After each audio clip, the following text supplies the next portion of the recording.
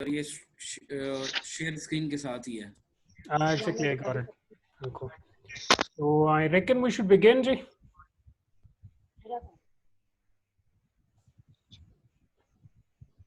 जी sir, हम start करते हैं सर। Exactly, मैम जी. अभी लोगों भी ज्वाइन कर रहे हैं. So probably we have, I reckon, 12 participants now. This is good. Okay, ji. So thank you very much, first of all, to City University Peshawar for organizing this wonderful event today, and inviting me as well as giving me a chance to come and express myself on this very important topic जो आजकल talk of the town बना हुआ है, fourth industrial revolution, और there are various other challenges just relevant हैं. So I welcome you all. Mohammad Hanan Iftikhar, that's what my name is, और मैं आपका आज का रिसोर्स पर्सन भी हूँगा. और इसको हम इंटरेक्टिव भी रखेंगे, साथ में I'll be taking your questions as well.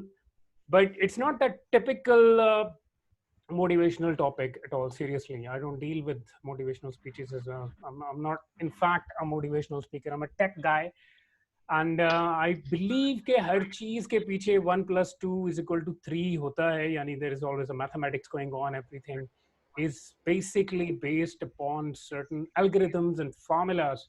So we have to just go, और अगर हम उन formulas और algorithms को थोड़ा सा ट्यून कर दें, तो सिचुएशन जो फ्रंट एंड पे है वो हमारे साथ चेंज हो जाती है, जिसमें हमारे डीएनए में हर चीज, तमाम सॉर्ट ऑफ इंफॉर्मेशन जो है वो मौजूद है. और genetic modification is now a very much real concept. Back in 2014 तब से genetic engineering is more of a reality. So जैसे जैसे वक्त गुजरता जाएगा, इस तरह की बहुत सी ऐसी टेक्नोलॉजीज हैं जो हमारे बहुत से ऐसे मामला को जिन्हें यूजुअली हम मैजिक समझते हैं, शायद बड़ा कन्वीनियंट कर देंगे हमारे लिए.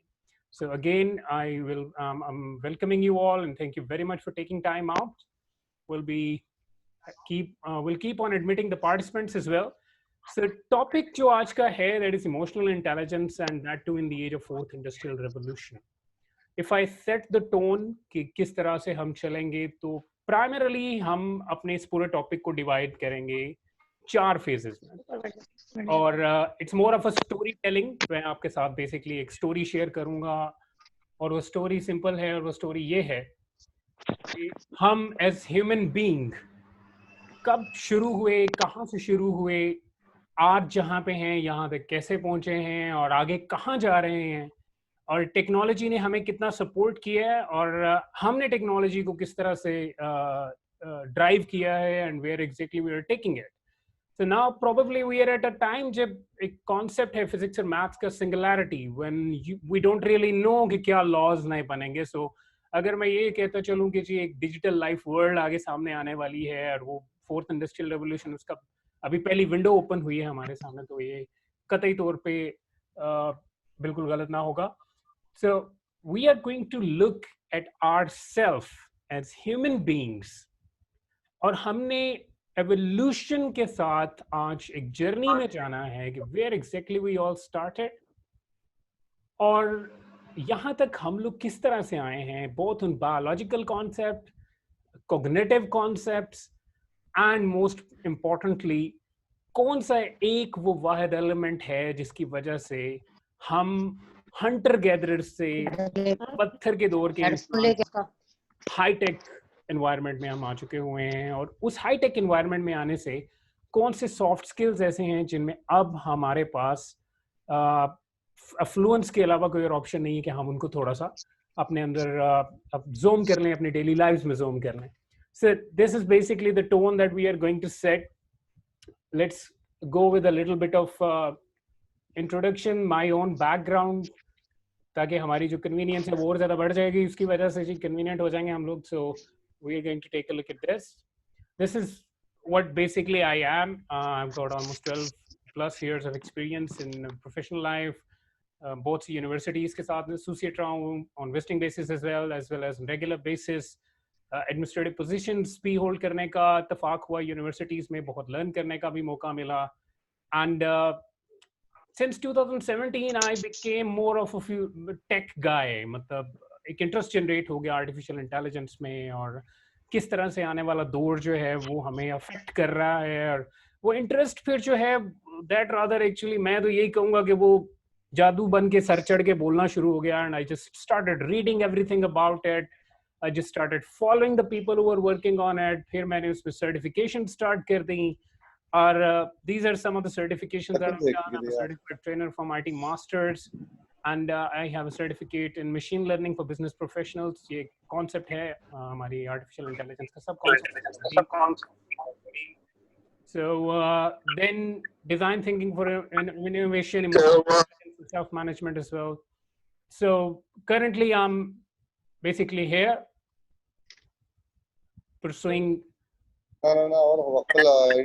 डॉक्टर साहब सॉरी, आपसे एक बात करनी थी। हनान साहब जी जी, ये आप पार्टिसिपेंट्स के माइक और वीडियो ऑफ कर सकते हैं, तो अगर कोई डिस्टरबेंस क्रिएट हो रही है तो आप उनको म्यूट कर दें। मैं सर बिल्कुल कर देता हूं, problem at all. Email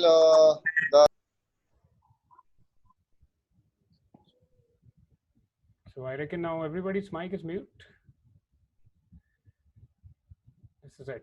So let us proceed further, Ji. Or this is just a bit of a background who I am. Or currently I'm pursuing a specialization in data science from IBM. Almost 8 modules मेरे complete हो चुके हुए हैं. Within a month, yes, I will have a specialization in data science. ये मैंने क्यों की? ये मैंने इसलिए की कि honestly speaking, we are looking at a future that we never envisioned. ठीक है, पैंडेमिक को लेके it was just like a train that was going, और सडनली हमें अंदाजा हुआ कि आगे तो पटड़ी नहीं मौजूद रही, और अब उसका हम क्या करेंगे। So this is how basically we are going to treat this whole pandemic thing, but this is just a bit of an introduction. I am a very simple straight forward guy, लेकिन थोड़ा सा एक आप कह लें कि advantage मैं ले लेता हूँ अपना, वो ये कि I prefer thinking about thinking what I am thinking ना। तो that basically is more of my enthusiasm कि गो एंड सी, हर चीज के बारे में पता होना चाहिए इंसान को, और we should learn and this is basically why I thought I should have this session as well today. So let's proceed with something very important. Punjabi का एक ये टर्म है जी, इसको हम कहते हैं जी आयानू, इंग्लिश में से कहते हैं वेलकम, उर्दू में खुश आमदीद, और बहुत बहुत शुक्रिया। Again you are welcome to this session. I reckon कि इंशाल्लाह ताला this session would be very fruitful for अस।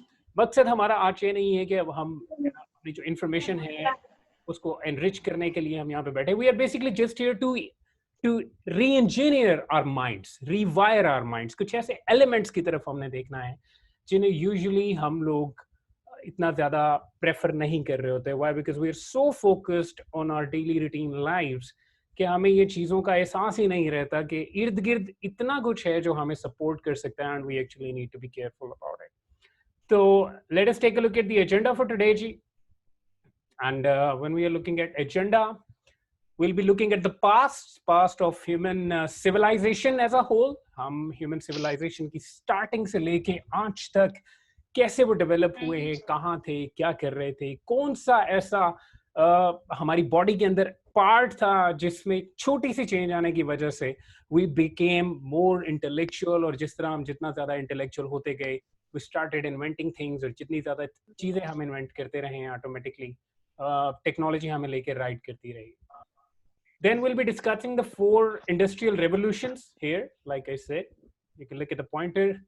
हम जितनी भी हमारी 4 इंडस्ट्रियल रेवोल्यूशंस हैं, यानी जब हमने इंडस्ट्रियलाइजेशन को अडॉप्ट किया, जब मसल पावर को, रॉ ह्यूमन मसल पावर को और एनिमल मसल पावर को मैकेनाइज किया गया, उस वक्त किस तरह से हमने बिगनिंग ली, और आज किस तरह से हम जो हैं वो अपने आप को लेके चल रहे हैं। So then we'll be talking about the role and effects of technology in modern era, and here comes the big thing. This is basically what we are going to discuss कि हम इंसान क्या कॉग्निटिव लेवल पे, ज़हनी तौर पे, intellectual level पे ready है इस लेवल की हाई टेक्नोलॉजी को अब्सॉर्ब करने के लिए और इसको यूटिलाइज करने के लिए। Are we ready for that? And that's basically where we are going to go for a discussion.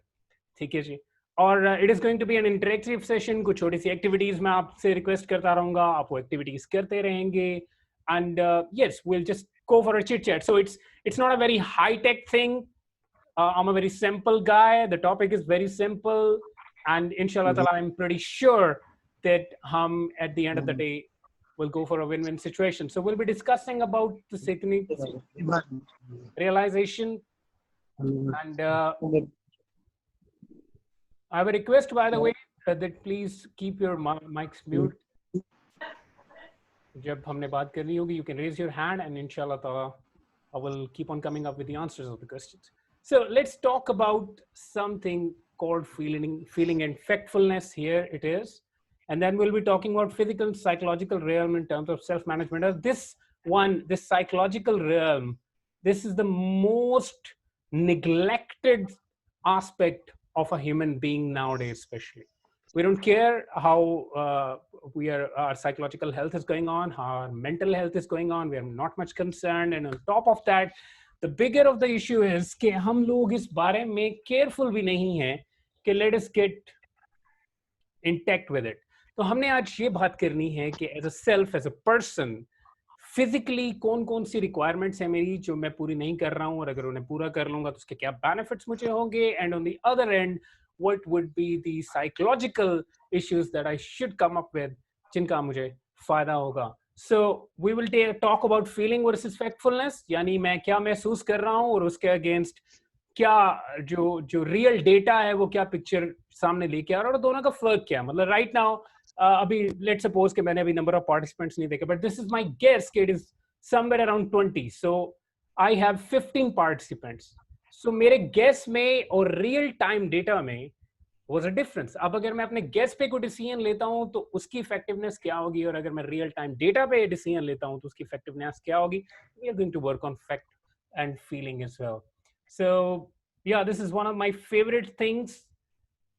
Change of vocabulary, सिर्फ एक किसी situation का vocabulary, यानी उसको जिस अंदाज में आप बोल रहे हैं, जो हम कह रहे हैं, अगर वो कहना हम उसको तब्दील कर दें. जैसे अगर किसी भी प्रॉब्लम को मैं सिचुएशन कहना शुरू कर दूं तो situation is a more action oriented word.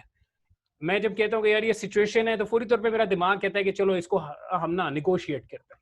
But अगर मैं कहता हूँ कि भाई ये तो प्रॉब्लम है, तो I simply hit a road block. So we'll be discussing कि vocabulary का change किस तरह से हमारे लिए helpful रहता है, and then importance of positivism, and we'll keep on having Q&A sessions. So let's begin with the big thing. This is the big picture when it comes to human beings. This is the big picture. And up till now, starting from last like 10 million years, but this is our starting point as a civilization, as a species rather I say, और starting हमारी हुई Hunter gatherer से, यानी बहुत कम difference था जानवरों में और इंसानों में. प्रोबेबली शायद यही डिफरेंस था कि हम दो टांगों पे जरा ज्यादा चलते थे और वो चार पे चल रहे होते थे. So that's where the difference actually was. So on the other end, millions of years की इस जर्नी के बाद हम आते हैं एग्रीकल्चरल एज में. So we just spent like maybe 10,000 in agriculture, or 10,000 years in agricultural age. We'll be discussing that too. And then we are talking about industrial age. ये start हुई कोई तकरीबन 400 साल पहले. We'll be discussing about it. फिर information age start हुई अब से कोई तकरीबन 50 साल पहले जब कंप्यूटर इंट्रोड्यूस हुआ. और अब हम augmented age में हैं, यानी जहाँ पे अब चीजें ऑटोमेटिक होने जा रही, बल्कि इसको ऑटोनमस अगर कहा जाए, जहाँ पे डिवाइसेस और टेक्नोलॉजी खुद से अपनी जिम्मेदारी लेने को तैयार है. हमें उसे बार बार बताने की चीज नहीं है, जरूरत नहीं है. So that's basically what the whole human civilization is basically all about. We started off as hunter-gatherers here, then we moved to agriculture age here, then we moved to industrial age here, and you can see that जो duration है ये वाला, ये जो duration है, इसका duration समझेगा, ये ड्यूरेशन कम होता जा रहा है. जैसे जैसे हम नए फेज में आते जा रहे हैं, ड्यूरेशन कम होता जा रहा है. यानी लाखों साल हम हंटर गैदरर रहे हैं, फिर हजारों साल हम एग्रीकल्चर एज में रहे हैं, फिर हम सैकड़ों साल इंडस्ट्रियल एज में रहे हैं, और फिर हम शायद कुछ दहाइयां like 50 years, not more than that, हम इंफॉर्मेशन एज में रहे हैं. और अब कोई तकरीबन 2012 से हम ऑगमेंटेड एज में bye the way officially indulge हो चुके हुए हैं, which basically means कि अब हमारी जो सिचुएशन है वो ये है कि हमें इंटेलेक्चुअली एक जंप लेना है, अपने ब्रेन को इस तरह से एक्टिव करके आगे लेके चलना है, कुछ ऐसी डेवलपमेंट्स हमें अपने माइंड में करनी होंगी जिनको अब अगर हमने इफेक्टिवली ना देखा तो will be actually suffering from more trouble. So थोड़ा सा हम अगर आगे चलते हैं, this is basically where it all started from. We were hunter gatherers. You can see here, this is basically what we were millions of years ago. Millions of years ago we used to live like this. और हमारा जो soul एक रिलायंस थी वो यही थी कि we would Hunt.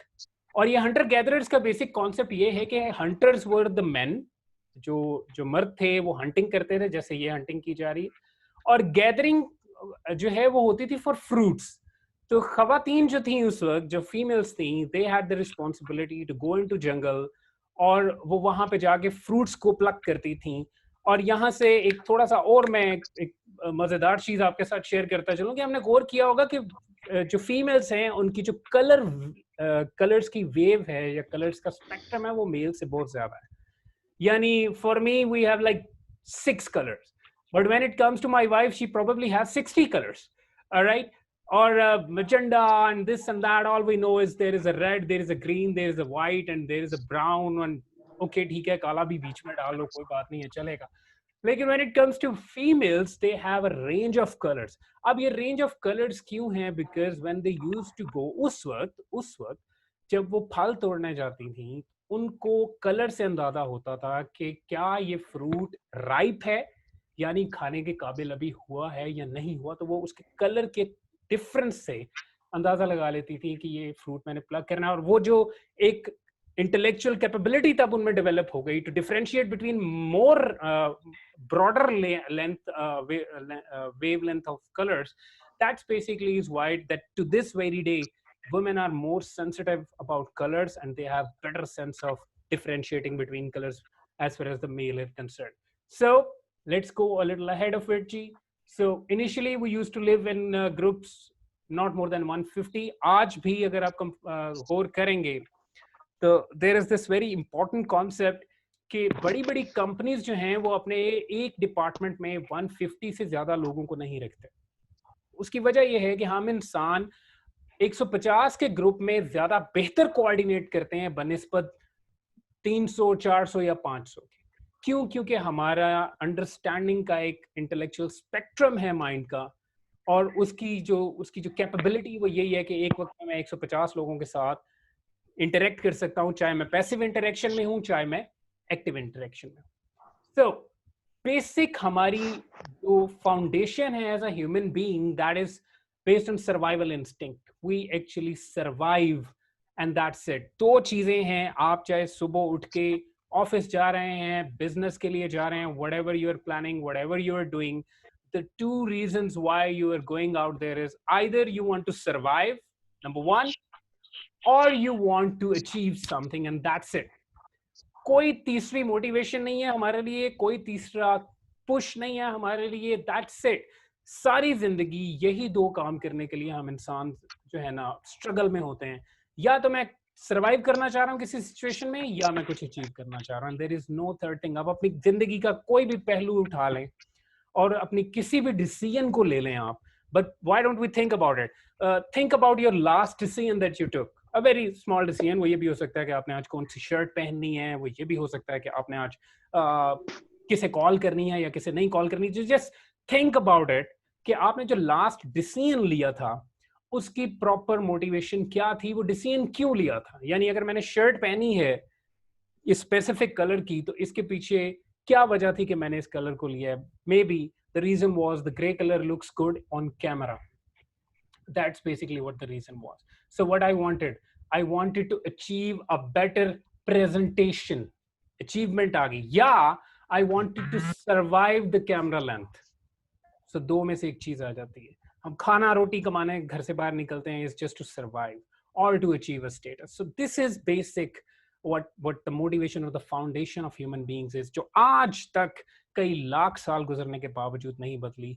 या हम सरवाइव करने के लिए बाहर निकलते हैं या हम लोग अचीव करने के लिए बाहर निकलते हैं. उस दौर में हमने सरवाइव करना होता था क्योंकि जानवर थे, खा जाते थे, बड़े जानवर थे, और हमारा डिफेंसेस इतने ज्यादा स्ट्रांग नहीं थे। अचीवमेंट हमारी मैक्सिमम ये थी कि खाने के लिए किसी जानवर को गिरा लेते थे या को फल तोड़ लाते थे। That's what our achievement was. And now things have literally changed. अब हमारे पास बड़ा घर, बड़ी गाड़ी, बड़ी जॉब, बड़ा अच्छा status. This is all because of what? Either we want to survive in the society or we want to achieve something so that we could survive in the society. So ये एक ऐसा innate हमारे अंदर ability है जो situation change होने से तो हमारी रिक्वायरमेंट्स तो चेंज हो गई, but honestly speaking this innate capability didn't change. ये हमारा बेसिक ट्रेट है. अच्छा, अब जो सबसे पहली चीज हमने इजाद की थी वो थी फायर. आग was basically the first thing that we invented. This was the first invention of human beings, and that was what? Fire. ये वो इन्वेंशन थी जो हमें गॉड स्पीड से आगे ले गई.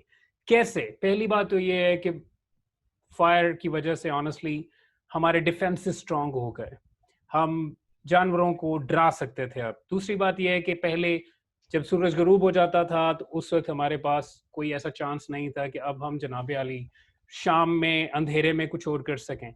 सो रोशनी हमें मिली, हम अंधेरे में भी मूव कर सकते थे. We could hunt in the darkness. तीसरी और सबसे इंपॉर्टेंट चीज जो हुई वो ये हुई कि हमें ये पता चल गया कि आग से खाने को पकाया जा सकता है. Now this is one of the most की turning point in the history of human civilization. First of the most important turning points वो ये हुआ कि हमने अपनी फूड को पका के खाना शुरू कर दिया. जब फूड को पका के खाना शुरू कर दिया, जैसे मीट है उसको पका के खाना शुरू कर दिया, तो उसके जो प्रोटीन्स थे जो रॉ मीट के अनडाइजेस्टेड चले जाते थे, अनयूटिलाइज चले जाते थे, हमारे अंदर जो सिस्टम है उसने उस मीट के प्रोटीन्स को यूटिलाइज करना शुरू कर दिया. And all because of that, पहली तो बात यह है कि it was easier to choose, you can see here. और दूसरी बात यह है कि it started unwinding the proteins which literally used to go undigested in raw food.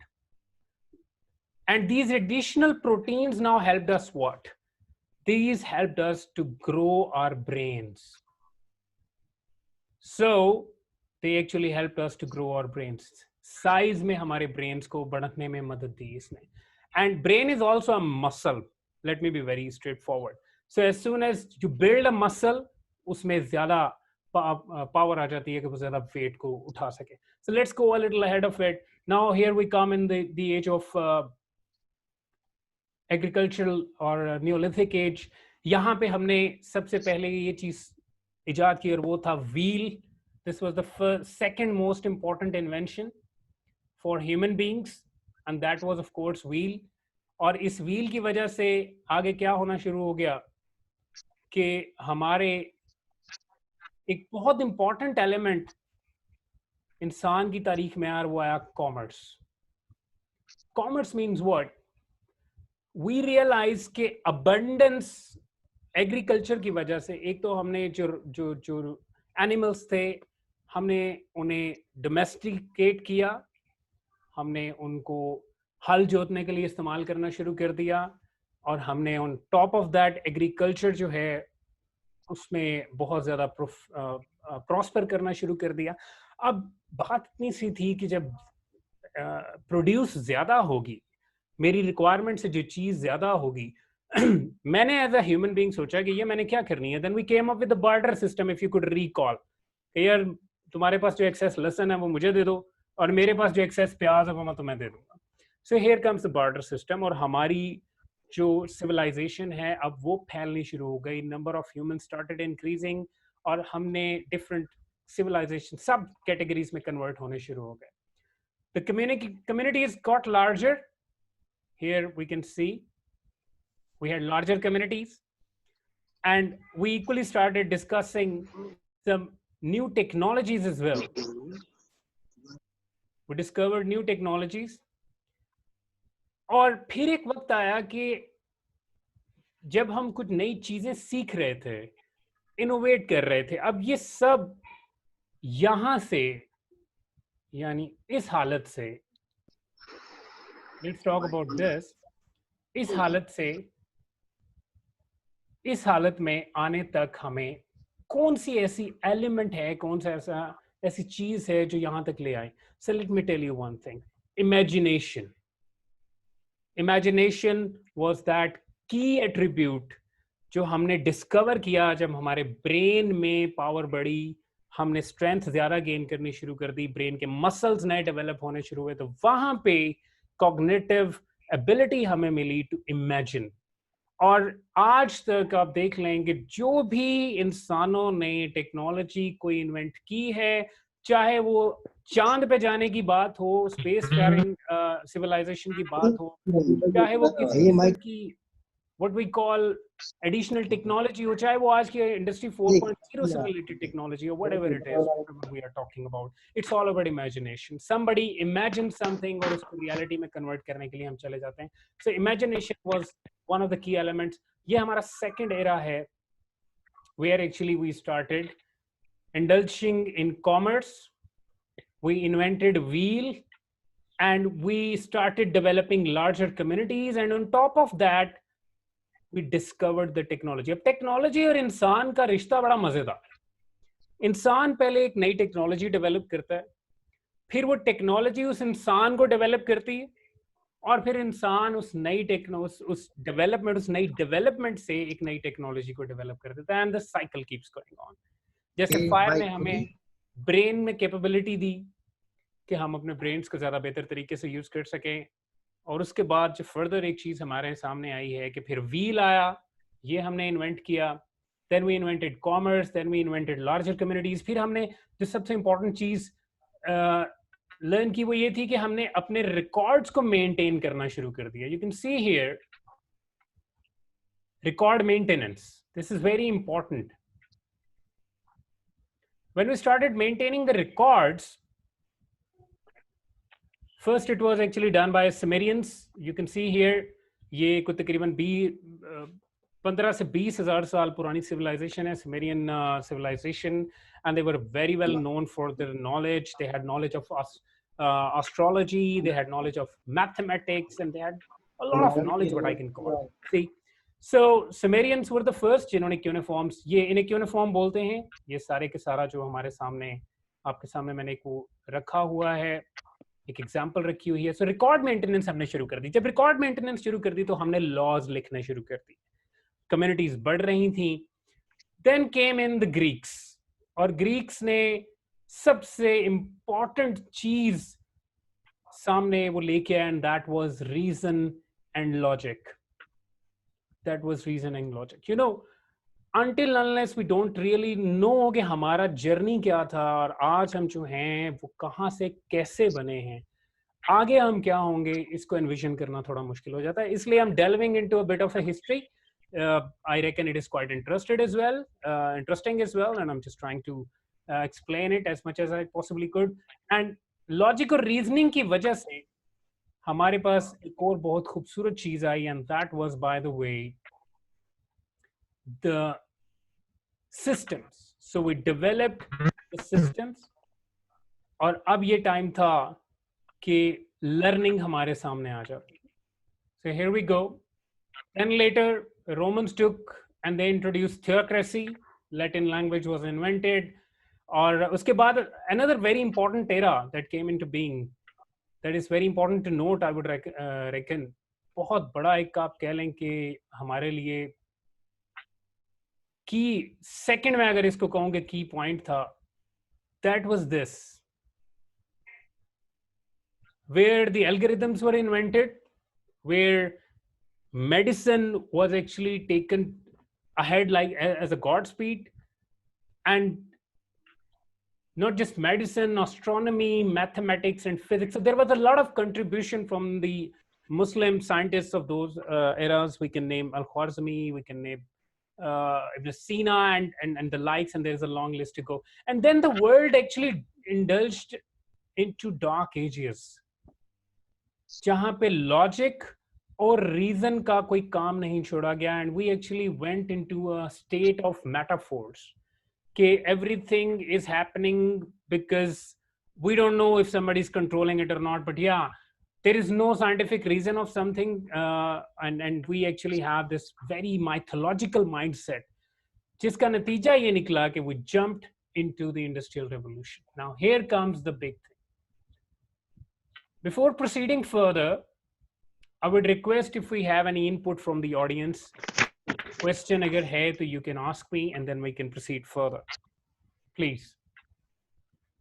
I would love to answer. You raise your hand, and if you want to add to something, I would love to answer it. Participants, if you have any question, please ask. As of now, any input, any question, whatever you like. I mean, does it sound interesting? It is actually going to get interesting quite well now, because we are just about to go and hit the emotional intelligence section now. So anyways, let's proceed a bit ahead of it. और यहाँ पे हम अब बात करेंगे industrial revolution की. 1784 में the first industrial revolution came. और कैसे आई? Steam engine.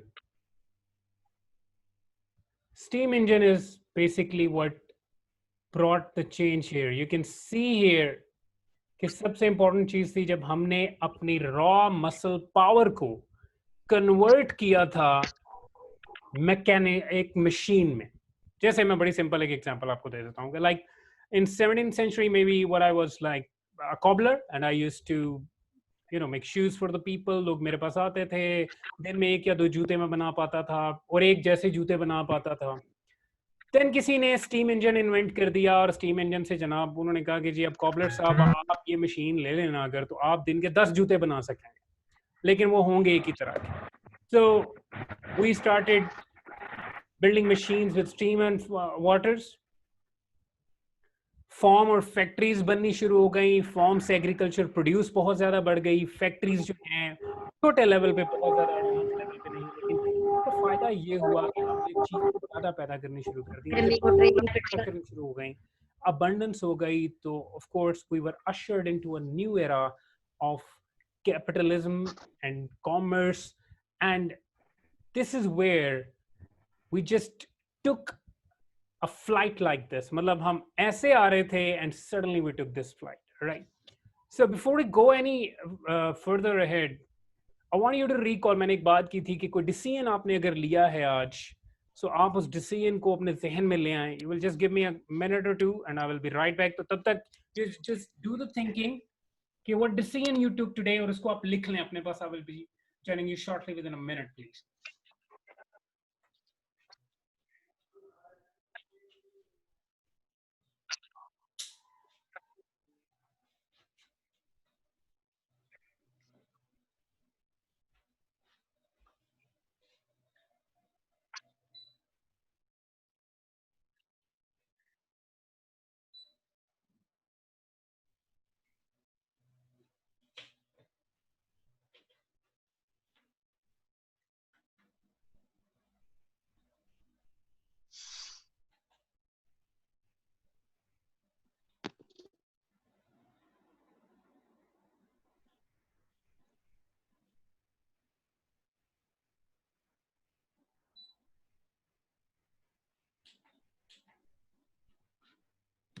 I'm very sorry. Actually, I had to turn on something, so इस वजह से मैं आ नहीं सका. Okay, ji. So have you just written down your decisions that you took today? This is very important for us before we proceed any further. अब मैं ये चाह रहा हूँ कि आप सिंपली उस डिसीजन को जरा अपने सामने एनविजन करें और देखें कि वो आपने क्यों नहीं, और जस्ट लिख छोड़ें. Will get back to it again, और लिख छोड़ें कि उसके पीछे क्या मोटिवेशन थी, because that's very important. So we were talking about industrial revolutions right now, or how exactly industrial revolutions literally are working for us. तो पहली इंडस्ट्रियल रेवोल्यूशन में जो सबसे इम्पोर्टेंट चीज़ हुई वो क्या हुई कि वो invented the steam engine. And steam engine की इन्वेंशन से जो सबसे इम्पोर्टेंट चीज़ हुई वो ये हुई कि जो रॉ मसल पावर यूज़ कर रहे थे हम लोग, यानी किसी चीज़ को बनाने में हाथ का इस्तेमाल ही था हर तरफ, और कुछ छोटे मोटे हमारे पास टूल्स हुआ करते थे. अब हमारे पास एक मशीन आ गई जो हमें हेल्प कर सकती थी for sake of just getting developed, right? Next अगर हम आते हैं तो इसमें एक बहुत बड़ा जो एक और ट्रेंड आया वो ये आया कि अब स्टीम इंजन को हमने व्हील्स के ऊपर भी लगा दिया, यानी मोटराइजेशन की बात करें.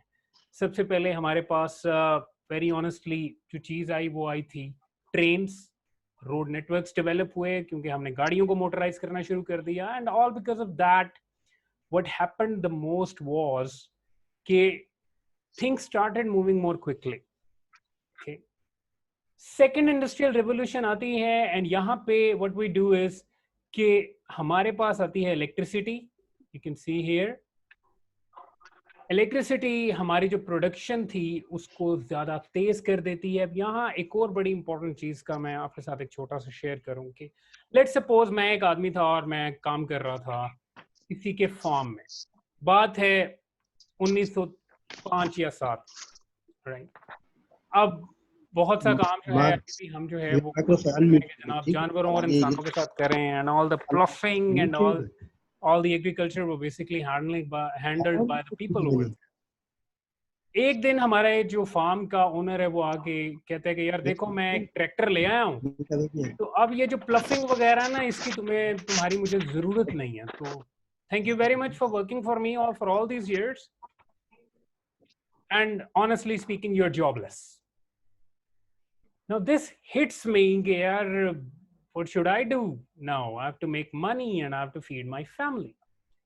So what next happens is कि मुझे कोई बंदा कहता है कि यार तुम क्यों नहीं चले जाते हो उधर, शहर चले जाओ, शहर में देखो जाके शायद तुम्हें कोई बेनिफिट मिल जाए, कोई फायदा मिल जाए। सो मैं शहर चला जाता हूँ, तो वहां पे एक फैक्ट्री मिलती है और वो ट्रैक्टर बनाने की फैक्ट्री है।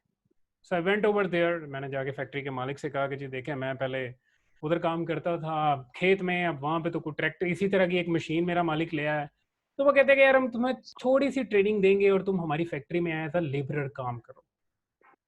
सो थोड़ी सी अपस्किलिंग के साथ, थोड़े से अपने आप को अपग्रेड करने के साथ what happened the most was कि मैं उस फैक्ट्री में आ गया, and now I am working as a factory labourer.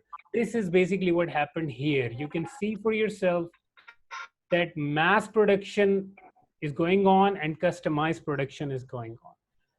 Let us come to this third point,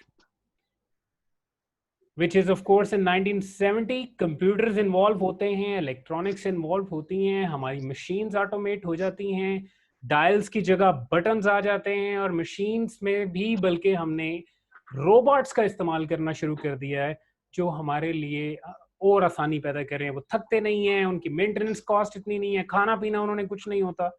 अब अगर आप गौर करें तो हर एक रेवोल्यूशन में लोगों की जॉब्स जा भी रही हैं और नई जॉब्स क्रिएट भी हो रही हैं। शायद आप सुन के हैरान हो कि 200 साल पहले जब अभी अलार्म नहीं बना था तो एक जॉब थी, एक साहब को पैसे दिए जाते थे कि सुबह वो लोगों को मखसूस वक्त पे जगा दें, और वो साहब पैसे लेने के बाद जाके उन लोगों के खिड़कियों को, दरवाजों को नॉक करके उठाते थे, उठ जाओ जी 6:30 बज गए, आपने मुझे कहा था 6:30 बजे जगाना, आपने कहीं जाना।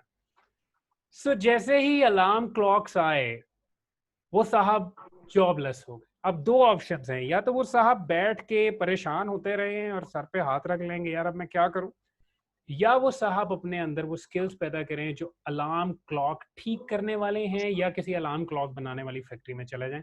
सो ये हमेशा से होता आया है कि जैसे ही हम किसी एक लेवल ऑफ इंडस्ट्रियल रेवोल्यूशन से दूसरे में गए हैं हमें जॉब लॉसेस का सामना करना पड़ा है, लेकिन on the other and jobs create भी हो रही हैं। सो थोड़ा सा और अगर डेल्व करें, let it be a bit more convenient, तो industry 1.0 is basically all about water and steam engines, end of 18th century में स्टार्ट हो रही है। Industry 2.0 is basically all about electrical power, fast हो गया बहुत कुछ। Industry 3.0 is all about what, electronics and IT, हमने मशीन्स को ऑटोमेटिक कर दिया, एक ही काम को वो अब रिपीटेडली करते जा रहे हैं, all we need to do is to feed in the code. Now comes this industry 4.0 where we are going to actually get cyber physical systems, yani we are talking about machines that are intelligent, जिन्हें सिर्फ एक दफा build करना पड़ेगा but later on they can take decision on their own। और उससे भी बड़ी बात यह है कि वो अपने ही एक्सपीरियंसेस से अपने आप को, अपनी इंटेलिजेंस को इंप्रूव करती जा रही होती हैं। So that's what we are going to discuss today. ये एक छोटा सा ब्रीफ इंट्रोडक्शन था तमाम चीज़ों का।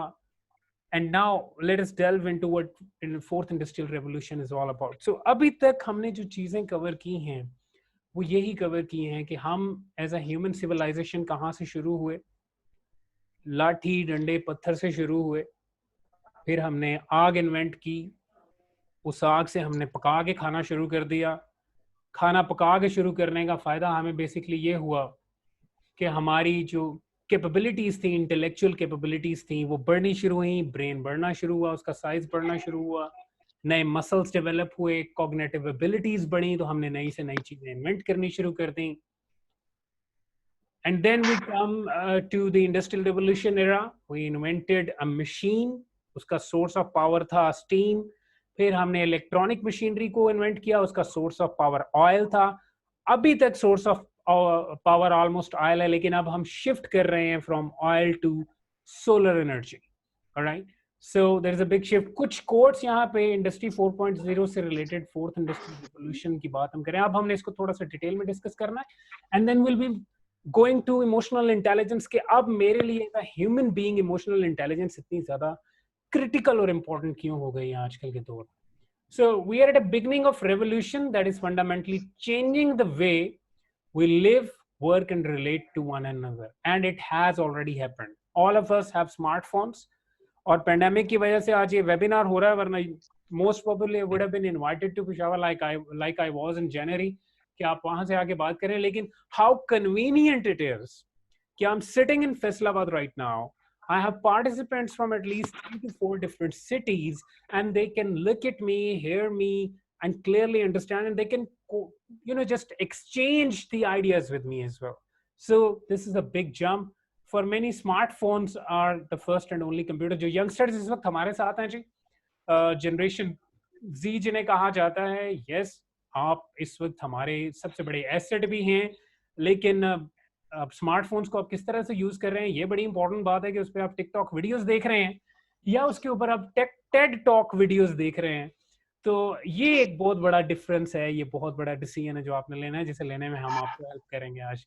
So when somebody asks me that how do you think how we should actually judge somebody's personality, तो मैंने ये पूछता हूँ कि जनाब बात बड़ी सिंपल है। आप वीडियोस देखते होंगे अपने स्मार्टफोन के ऊपर, आप टिकटॉक ज्यादा देखते हैं या टेड टॉक ज्यादा देखते हैं, ये डिपेंड करता है कि आप नॉलेज किस तरह का ले रहे हैं। क्या आप फॉल्स नॉलेज ले रहे हैं, सूडो नॉलेज ले रहे हैं जो आपको एंटरटेनमेंट के नाम पे दिया जा रहा है, या आप कंक्रीट नॉलेज ले रहे हैं जो वाकई आपको इंटेलेक्चुअली ग्रो करवा रहा है और आपको ग्रोथ दे रहा है। So will be discussing about that. कुछ की एलिमेंट्स फोर्थ इंडस्ट्रियल रेवोल्यूशन के आपके साथ डिस्कस शेयर करता चलूं। We are talking about human machine hybrids, and it's a very much reality. Limbs जो हैं और robotic arms जो हैं, वो उन लोगों को खुदा ना खास्ता उन soldiers को जो जिन्होंने during wars अपने limbs खोए, अपने हाथ पैर खुदा ना खास्ता उनके नहीं रहे, तो उनको भी लगाए जा रहे हैं। So we are talking about the age of neoliberalism. Liberalism बड़ी एक simple concept है। Liberalism is basically about making a decision freely. यानी आप जितना मर्जी पैसा स्पेंड करना चाहते हैं वो आपकी मर्जी है, आप जितना मर्जी पैसा जिस सोर्स से कमाना चाहते हैं वो आपकी मर्जी है, जैसे आप कमाना चाहते हैं इक्वली आपकी मर्जी है। But when it comes to neoliberalism is that now things are changing. आप देख रहे होंगे कि अब बहुत सी चीजें डिजिटल हो रही हैं। चाइना ने बहुत रिसेंटली अपनी डिजिटल करेंसी लॉन्च कर दी है। कल मैं एक आर्टिकल पढ़ रहा था, they have launched it. Paper money जो है वो अब पैकिंग ऑर्डर में बहुत नीचे आ गया है। Corona is the biggest reason. Paper money is considered that it is one of the key culprits of spreading corona via these sort of pandemics. तो आने वाले दौर में हमें paperless हो जाना चाहिए. That's very important. So digital currency is there. Artificial intelligence, इसके बारे में मैं थोड़ा सा आपको ये background देता चलूं that when we are talking about artificial intelligence, we are talking about a machine that can take its own decisions. Machine जिसको अब आपको सुपरवाइज नहीं करना पड़ेगा, एक दफा आप उसे रन कर देंगे, डेवलप कर देंगे, it will keep on getting more data, it will keep on getting intelligent, और आप हैरान होंगे कि आप रोजाना आर्टिफिशियल इंटेलिजेंस के साथ गपशप करते हैं। कैसे करते हैं? आपके रिकमेंडर सिस्टम्स, यूट्यूब किस वजह से एक मखसूस वक्त पे आपको एक मखसूस तरह की वीडियो दे रहा है? क्या वजह है कि YouTube knows every move that you are taking on YouTube, whatever the video you are watching, वो उस मुताबिक आपके सामने वो वीडियो ले आता है कि आप इस तरह की वीडियोस इस टाइम पे ज्यादा देखते हैं, आप ऑटोमेटिकली उस वीडियोस में बिंज वॉचिंग शुरू कर देते हैं। फेसबुक को कैसे पता चलता है कि आपकी आज थोड़ी सी तबीयत ठीक नहीं है, आप स्ट्रेस में हैं और आपको एक स्ट्रेस गुरु की जरूरत है जो आपको स्ट्रेस से बाहर निकाले, और वो एडवर्टीजमेंट आपके सामने ले आता है एक स्ट्रेस क्योर करने वाले बंदे की जो आपको सर्विसेज पे करेगा। हर चीज जो आप टाइप कर रहे हैं, हर चीज जो आप देख रहे हैं, it's generating data, and there are some algorithms जो उस डेटा को फॉलो करते हैं और उस डेटा की बेसिस पे पैटर्न्स डेवलप कर रहे हैं। You know why we humans are so significant, यानी हम शेर जितने ताकतवर नहीं है, हाथी जितने बड़े नहीं है, जिराफे जितने लंबे नहीं है, लेकिन still we are the most intelligent species on the world on this planet right now. It is all because of what?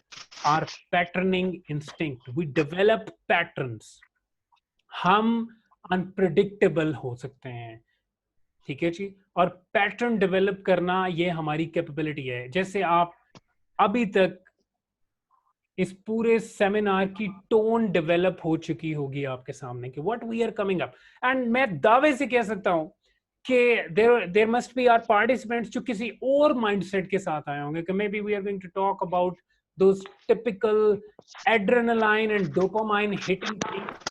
शायद ये बंदा जो हनान इफ्तिखार है कुछ शेर सुनाएगा, हमें जज्बे और जुनून की हमारे साथ बातें करेगा, but when you came here it was totally opposite to it. There is a technical thing going on, or we are talking about the history of human species. Now we are talking about the future of human species. So every move that we make right now, it is being saved somewhere and somebody is doing something with it. So अब privacy नाम की कोई चीज हमारे पास नहीं रही, and this is all because of the artificial intelligence. Here is what basically our main topic is today. This is called emotional quotient, and you know this is what is called intelligence quotient. अब हम आगे चल के थोड़ा सा इसको discuss करेंगे कि इमोशनल क्वोशंट जो है वो क्यों इतना इंपॉर्टेंट है। आईक्यू के बारे में तो हम सब जानते हैं कि जनाब को बंदा कितना इंटेलिजेंट है, 120 प्लस का आईक्यू वाला आदमी जो है वो सुपर ह्यूमन बीइंग है, या 150 प्लस का जो आईक्यू है जी, आइंस्टाइन का इतना आईक्यू था, प्लैंक का इतना आईक्यू था। So IQ basically is about your capability of understanding the things, The order, the way things are moving, यानी किस तरह से चीजें मूव हो रही हैं, किस तरह से पैटर्न्स डेवलप हो रहे हैं। और ये चीज हमारी इंडस्ट्री 3.0 तक बहुत इंपॉर्टेंट थी। क्यों? इंडस्ट्री 3.0 में हम लोगों को पैटर्न्स फॉलो करने पड़ते थे, हमें कोड बता दिया जाता था, एक तरीका बता दिया जाता था, और उसी तरीके पे यूजुअली हमें 70% लोग जॉब्स जो कर रहे हैं, हम समझ सकते हैं कि उस पैटर्न को, उस कोड को फॉलो करते थे। अब ये जो चीज EQ इसमें आगे, जिसे इमोशनल क्वोशंट कहते हैं, वो ये कह रहा है कि भाई इट्स वेरी इंपॉर्टेंट कि तुम्हारा IQ हाई हो, इट्स वेरी इंपॉर्टेंट कि तुम अपने ऑफिशियल टारगेट्स को मीट विद करो, अपने प्रोजेक्ट्स को कंप्लीट करो, लेकिन जो बंदे तुम्हारे साथ उस काम में इन्वॉल्व हैं, उनकी मेंटल हेल्थ कैसी है, वो किस तरह से सोच रहे हैं, इसको भी एज अ लीडर और मैनेजर तुम्हारे लिए इंपॉर्टेंट है कि इस पे नजर रखो। And nowadays the people who are having higher EQ rather than IQ, if they are having a higher EQ, they are considered more convenient managers, effective managers as compared to the ones who are having higher IQ. इसकी छोटी सी example मैं आपके साथ एक बड़ी simple share कर देता हूँ। लेट्स सपोज कि एक प्रोजेक्ट पे काम कर रहे हैं हम, मेरी टीम, मेरे साथ 10 लोग जुड़े हुए हैं, वो एक प्रोजेक्ट पे काम कर रहे हैं और डेडलाइन है को अब से 2 घंटे बाद। One of my employees, my team members comes to me और वो मुझे कहता है कि sir there is a family emergency and I need to leave right now. अच्छा, अब अगर मैं IQ पे बहुत हाई हूं ना, और मुझे बड़ा शौक है कि मैं अपने काम को किसी भी हालत में पूरा करूं, और मैं बोस्ट भी करता हूँ यार मैं कुछ भी हो जाए मैं अपना काम किसी भी हालत में पूरा करता ही करता हूँ, ऑलराइट। और EQ पे लो, यानी इमोशनल क्वोशंट मेरा लो है, तो मैं सबसे पहले से कहूँगा यार वो तो ठीक है कि आपका प्रॉब्लम है, बट यू नो 2 घंटे में हमने ये देना है तो हम कैसे करेंगे। अब जस्ट इमेजिन कि मेरे सामने एक ऐसा बंदा है जो परेशान है इस वक्त, मेंटली फोकस्ड नहीं है, उसको इस वक्त जरूरत है कि ही शुड लीव, उसको इस वक्त जरूरत है कि वो इस जगह से वापस अपने उस घर जाए और देखे कि इमरजेंसी किस किस्म की बनी हुई है। और मैं उसको कह रहा हूँ कि यार अगर कुछ हो सकता है, कोई माड़ा मोटा थोड़ी देर काम कर लो, ब्ला ब्ला ब्ला, सो वो क्या करेगा, वो burst out होगा, he will shout on me, मतलब literally I don't care about your assignment, I don't care about the job, I have an emergency at home, let's say खुदा ना खास्ता my mother is not feeling well, somebody has to go and rush her to hospital, and तुम्हें पड़ी हुई है कि मैं project पूरा करूं, ये पड़ी है जॉब, ये पड़ा प्रोजेक्ट और ये पड़े हो तुम, I'm leaving. बट अगर वो मैनेजर इमोशनल क्वेश्चन पे हाई रेट कर रहा होता, इमोशनली इंटेलिजेंट होता, तो वो सबसे पहले सुन के क्या कहता, क्या मसला क्या हुआ, sir there is an emergency, my mother is not feeling well, okay no problem at all, you leave everything, you go to home and please don't worry. किस पे हो, मैं बाइक में, सर forget about बाइक, ये मेरी गाड़ी की चाबी पकड़ो, घर जाओ, take your mother, go to hospital, मैं भी ये प्रोजेक्ट हम लोग सारा कंप्लीट करके I will follow you the suit, I will follow you in the hospital, and don't worry at all about the project, don't worry about it, we'll handle it, you just leave, don't take any official calls, don't worry about it. So that's basically where we are talking about the emotional quotient. But Aahista Aahista हम चलेंगे और इसको और देखते रहेंगे। आज के दौर में सबसे बड़ी जो ताकतवर चीज है वो है आपका data. The more data you are producing, और अगर आप इसको हार्नेस करने की कैपेबिलिटी रखते हैं, अगर आप इसको हैंडल करने की कैपेबिलिटी रखते हैं, तो फिर तो आप दुनिया में दुनिया के साथ कदम से कदम मिला रहे हैं। अगर आप डेटा जनरेट किए जा रहे हैं लेकिन वो डेटा कहीं और सेव हो रहा है और कोई और उस डेटा के साथ कुछ भी कर रहा है, so we are literally at risk. And right now when it comes to Pakistan, we are actually in a struggling mode. Why? Because we have been waiting, जब तमाम लोग सारे के सारे लोग जो हैं वो जो developed nations हैं, when they were working on artificial intelligence, we were still thinking about things कि यार कैसे करेंगे, नया दौर कैसा होगा, पता नहीं, उस बारे में कोई बात नहीं करता. So 1.8 million jobs are about to vanish. This is a very khatarnak situation. But on the other end, 2.1 million jobs are about to come into system. और वो जॉब कैसी है? वो जॉब है कोडिंग की, वो जॉब है सिस्टम डेवलपमेंट की. अब दो एलिमेंट्स दुनिया में रह गए हैं और उनमें से एक है इंफॉर्मेशन टेक्नोलॉजी और दूसरी है बायोटेक्नोलॉजी. और आने वाले वक्त में हमारे पास या तो लीडर्स होंगे या फिर कुछ ऐसे लोग होंगे जिन्हें कहा जाता होगा कि कभी ये इंसानियत के ज़िम्मे में आते थे, क्योंकि इंटेलेक्चुअल शिफ्ट मैं आपको बता रहा हूँ कि हम जा रहे हैं उसकी तरफ. और seriously we are in a very conflicting situation when it comes to Pakistan, that we are not looking beyond the limitations, rather we are looking at the limitations. हम strong नहीं हैं. So अब थोड़ा सा हम आगे चलते हैं अपने core element की तरफ, which is emotional intelligence. What is it and why it is so important? क्यों जरूरी था कि हमें पता होता कि एज अ ह्यूमन बीइंग हमारी एवोल्यूशन कैसे हुई है? क्यों जरूरी है कि किस तरह की टेक्नोलॉजीज के साथ अब हम इंटरेक्ट करने जा रहे हैं? तो finally we are going to talk about machines जो इंटेलिजेंट होती जाएंगी, और जिस जिस काम में वो इंटेलिजेंट होती जाएंगी वो काम इंसानों से छिनता जाएगा. और जब वो काम इंसानों से छिनता जाएगा, जैसे अगर आपको याद हो मैंने ट्रैक्टर वाली आपको एग्जांपल दी थी, तो इंसानों को सुपीरियर लेवल ऑफ स्किल्स को अडॉप्ट करना पड़ेगा, अपने आप को अपस्किल करना पड़ेगा, और उनमें से एक सुपीरियर लेवल स्किल जो है वो है हमारा emotional intelligence. World economic forum के टॉप 10 मोस्ट सॉफ्ट स्किल्स में से एक है ये. और ये क्यों इंपॉर्टेंट है और क्या बेनिफिट्स इसके लिए इसके हमारे लिए हो सकते हैं? Now let us talk about it. So when it comes to EQ, it is the capacity of recognizing our own feelings and those of others, for motivating ourselves, for managing emotions in ourselves as well as in our relationship. Okay, we're not talking about discussion these definitions anymore. Thing is very simple. मैं इस वक्त बैठा हुआ हूँ यहाँ पे और बहुत से लोग मेरे साथ इस वक्त associated हैं. How many participants do we have? We have some 14 participants right now. All right. Now, whatever I'm doing here right now, how those 14 participants are feeling? कहीं ऐसा तो नहीं है कि मैं बोर कर रहा हूं उन्हें? कहीं ऐसा तो नहीं है कि वो बोर हो रहे हैं? अच्छा, अगर वो बोर हो रहे हैं तो क्या मुझे पता था कि कौन सी स्लाइड तक वो बोर होंगे और उसके बाद बोरियत खत्म हो जाएगी? क्या मेरी आवाज और मेरा इंटरेक्शन उनको इंटरेस्टिंग बना रहा है इस टॉपिक को कि नहीं बना रहा?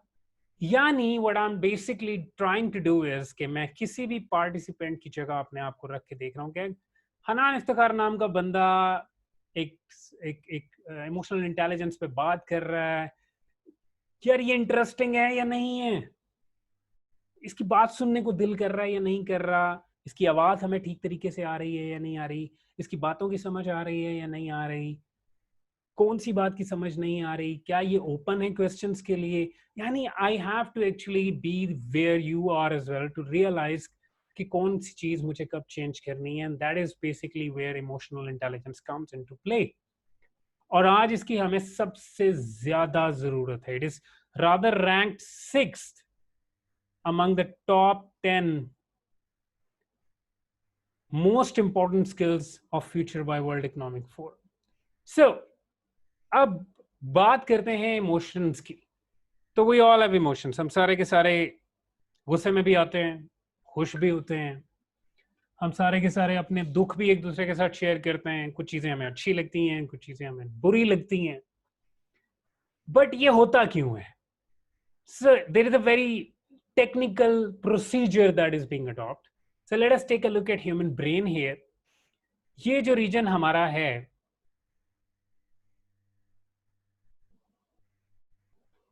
this region, if you can see, this is called prefrontal cortex, the one in the yellow. This is called prefrontal cortex. And then we have another region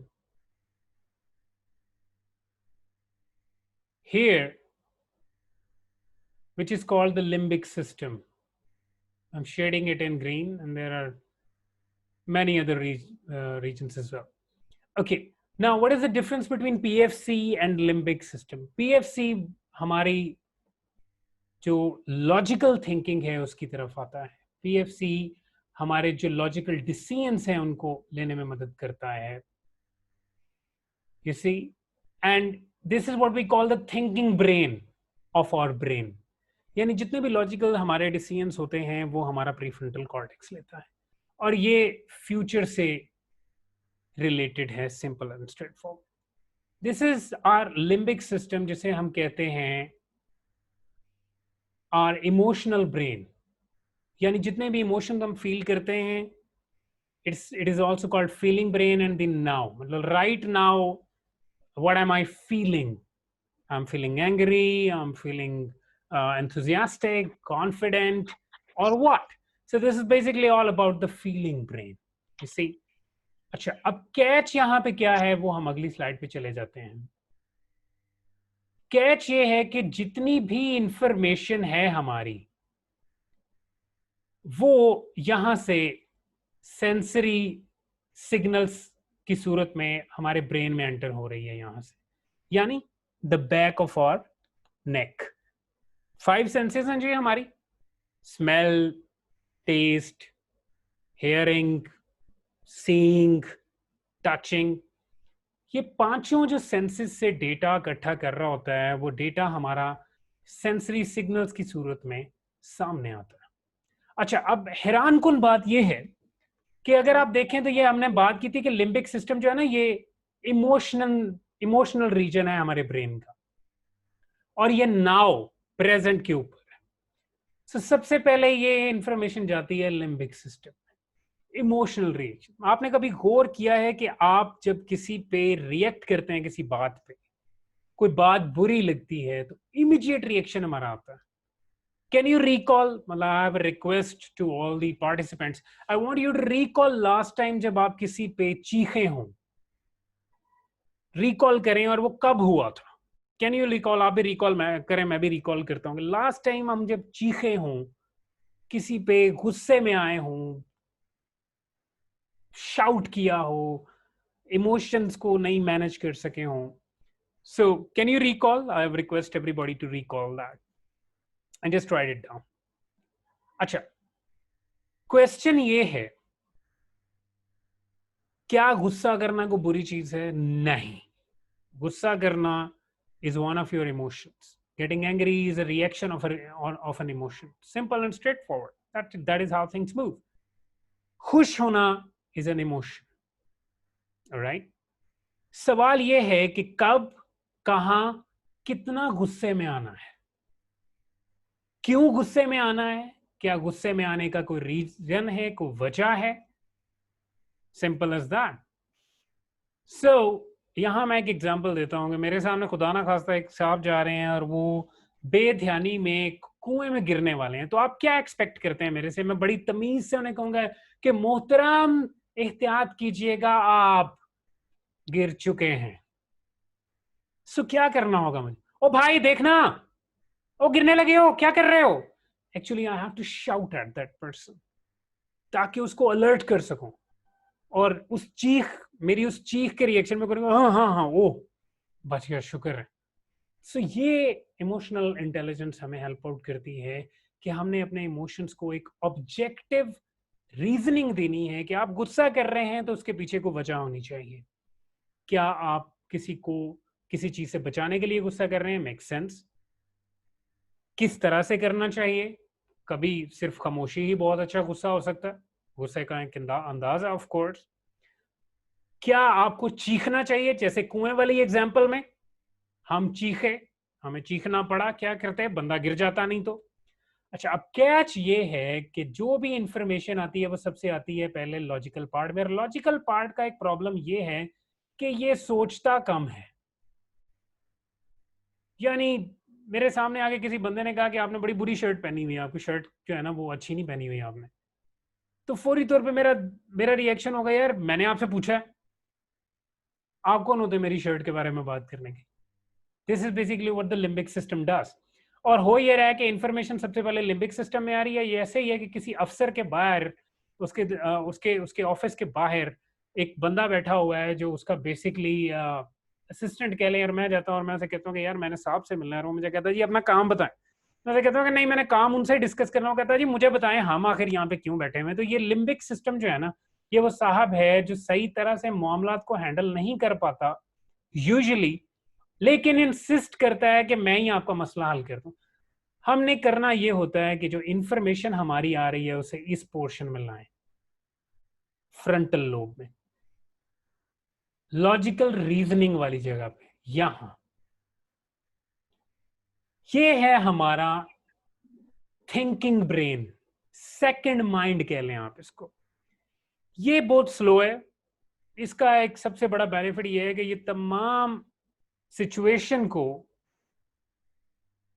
excuse me,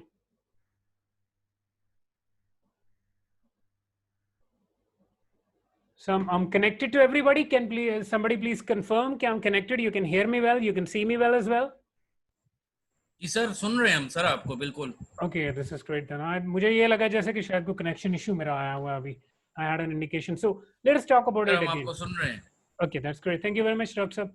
So अब जब information सबसे पहले logical reason में उस इस limbic system में आती है, तो वो जो एक छोटा बाहर क्लर्क बैठा हुआ वो कहता है जी मैं आपके सारे के सारे मसले हल कर देता हूँ, इसने आपके साथ ऊंची आवाज में बात की है ना, तो आप एक काम करें, आप जरा और ऊंची बोलें इसके सामने, ठीक हो गया. सो मुझे कोई बंदा आके कहता है कि यार ये तुम किस तरह बैठे हुए हो. सो क्लर्क के पास इंफॉर्मेशन आई कि भाई ऊंची आवाज में बात की गई है, सेंसस ने बताया कि ये बात बहुत ऊंची आवाज में थी, ये बात थी.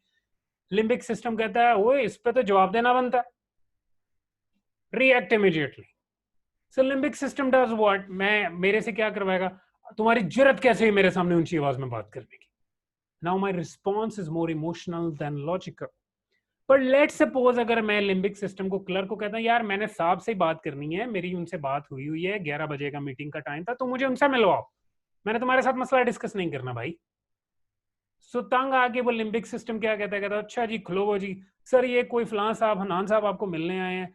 आगे से वो कहता हाँ भेजो भेजो. मैं अपना सारा मसला लेके इस जगह आ जाता हूँ, अफसर के पास आ जाता हूँ. अफसर जो है वो बड़ा तहम्मुल से मेरी बात को सुनता है, समझता है, और उसके बाद मुझे एक बड़ा लॉजिकल सा रीजन देता है. यानी क्या हुआ, मेरे सामने कोई आदमी चीखा और मैं क्लर्क की बजाय मामला अफसर तक ले गया जिसने बड़ा समझ बूझ के साथ मुझे कहा कि देखो इस पे दोबारा चीखने की जरूरत नहीं है, पता करो बंदे के साथ मसला क्या है, तुम पता करोगे तो तुम्हें समझ आ जाएगी कि शायद वो किसी ट्रबल में है। तो मैं उस चीखने वाले बंदे को क्या कहता हूँ, आप तसल्ली से पहले बैठें, तहम्मुल से बैठें, देखिए मैं समझ सकता हूँ आपके साथ कोई प्रॉब्लम हुआ है, बट आप जस्ट काम योरसेल्फ डाउन, आप रिलैक्स करें। Now this is a more logical response.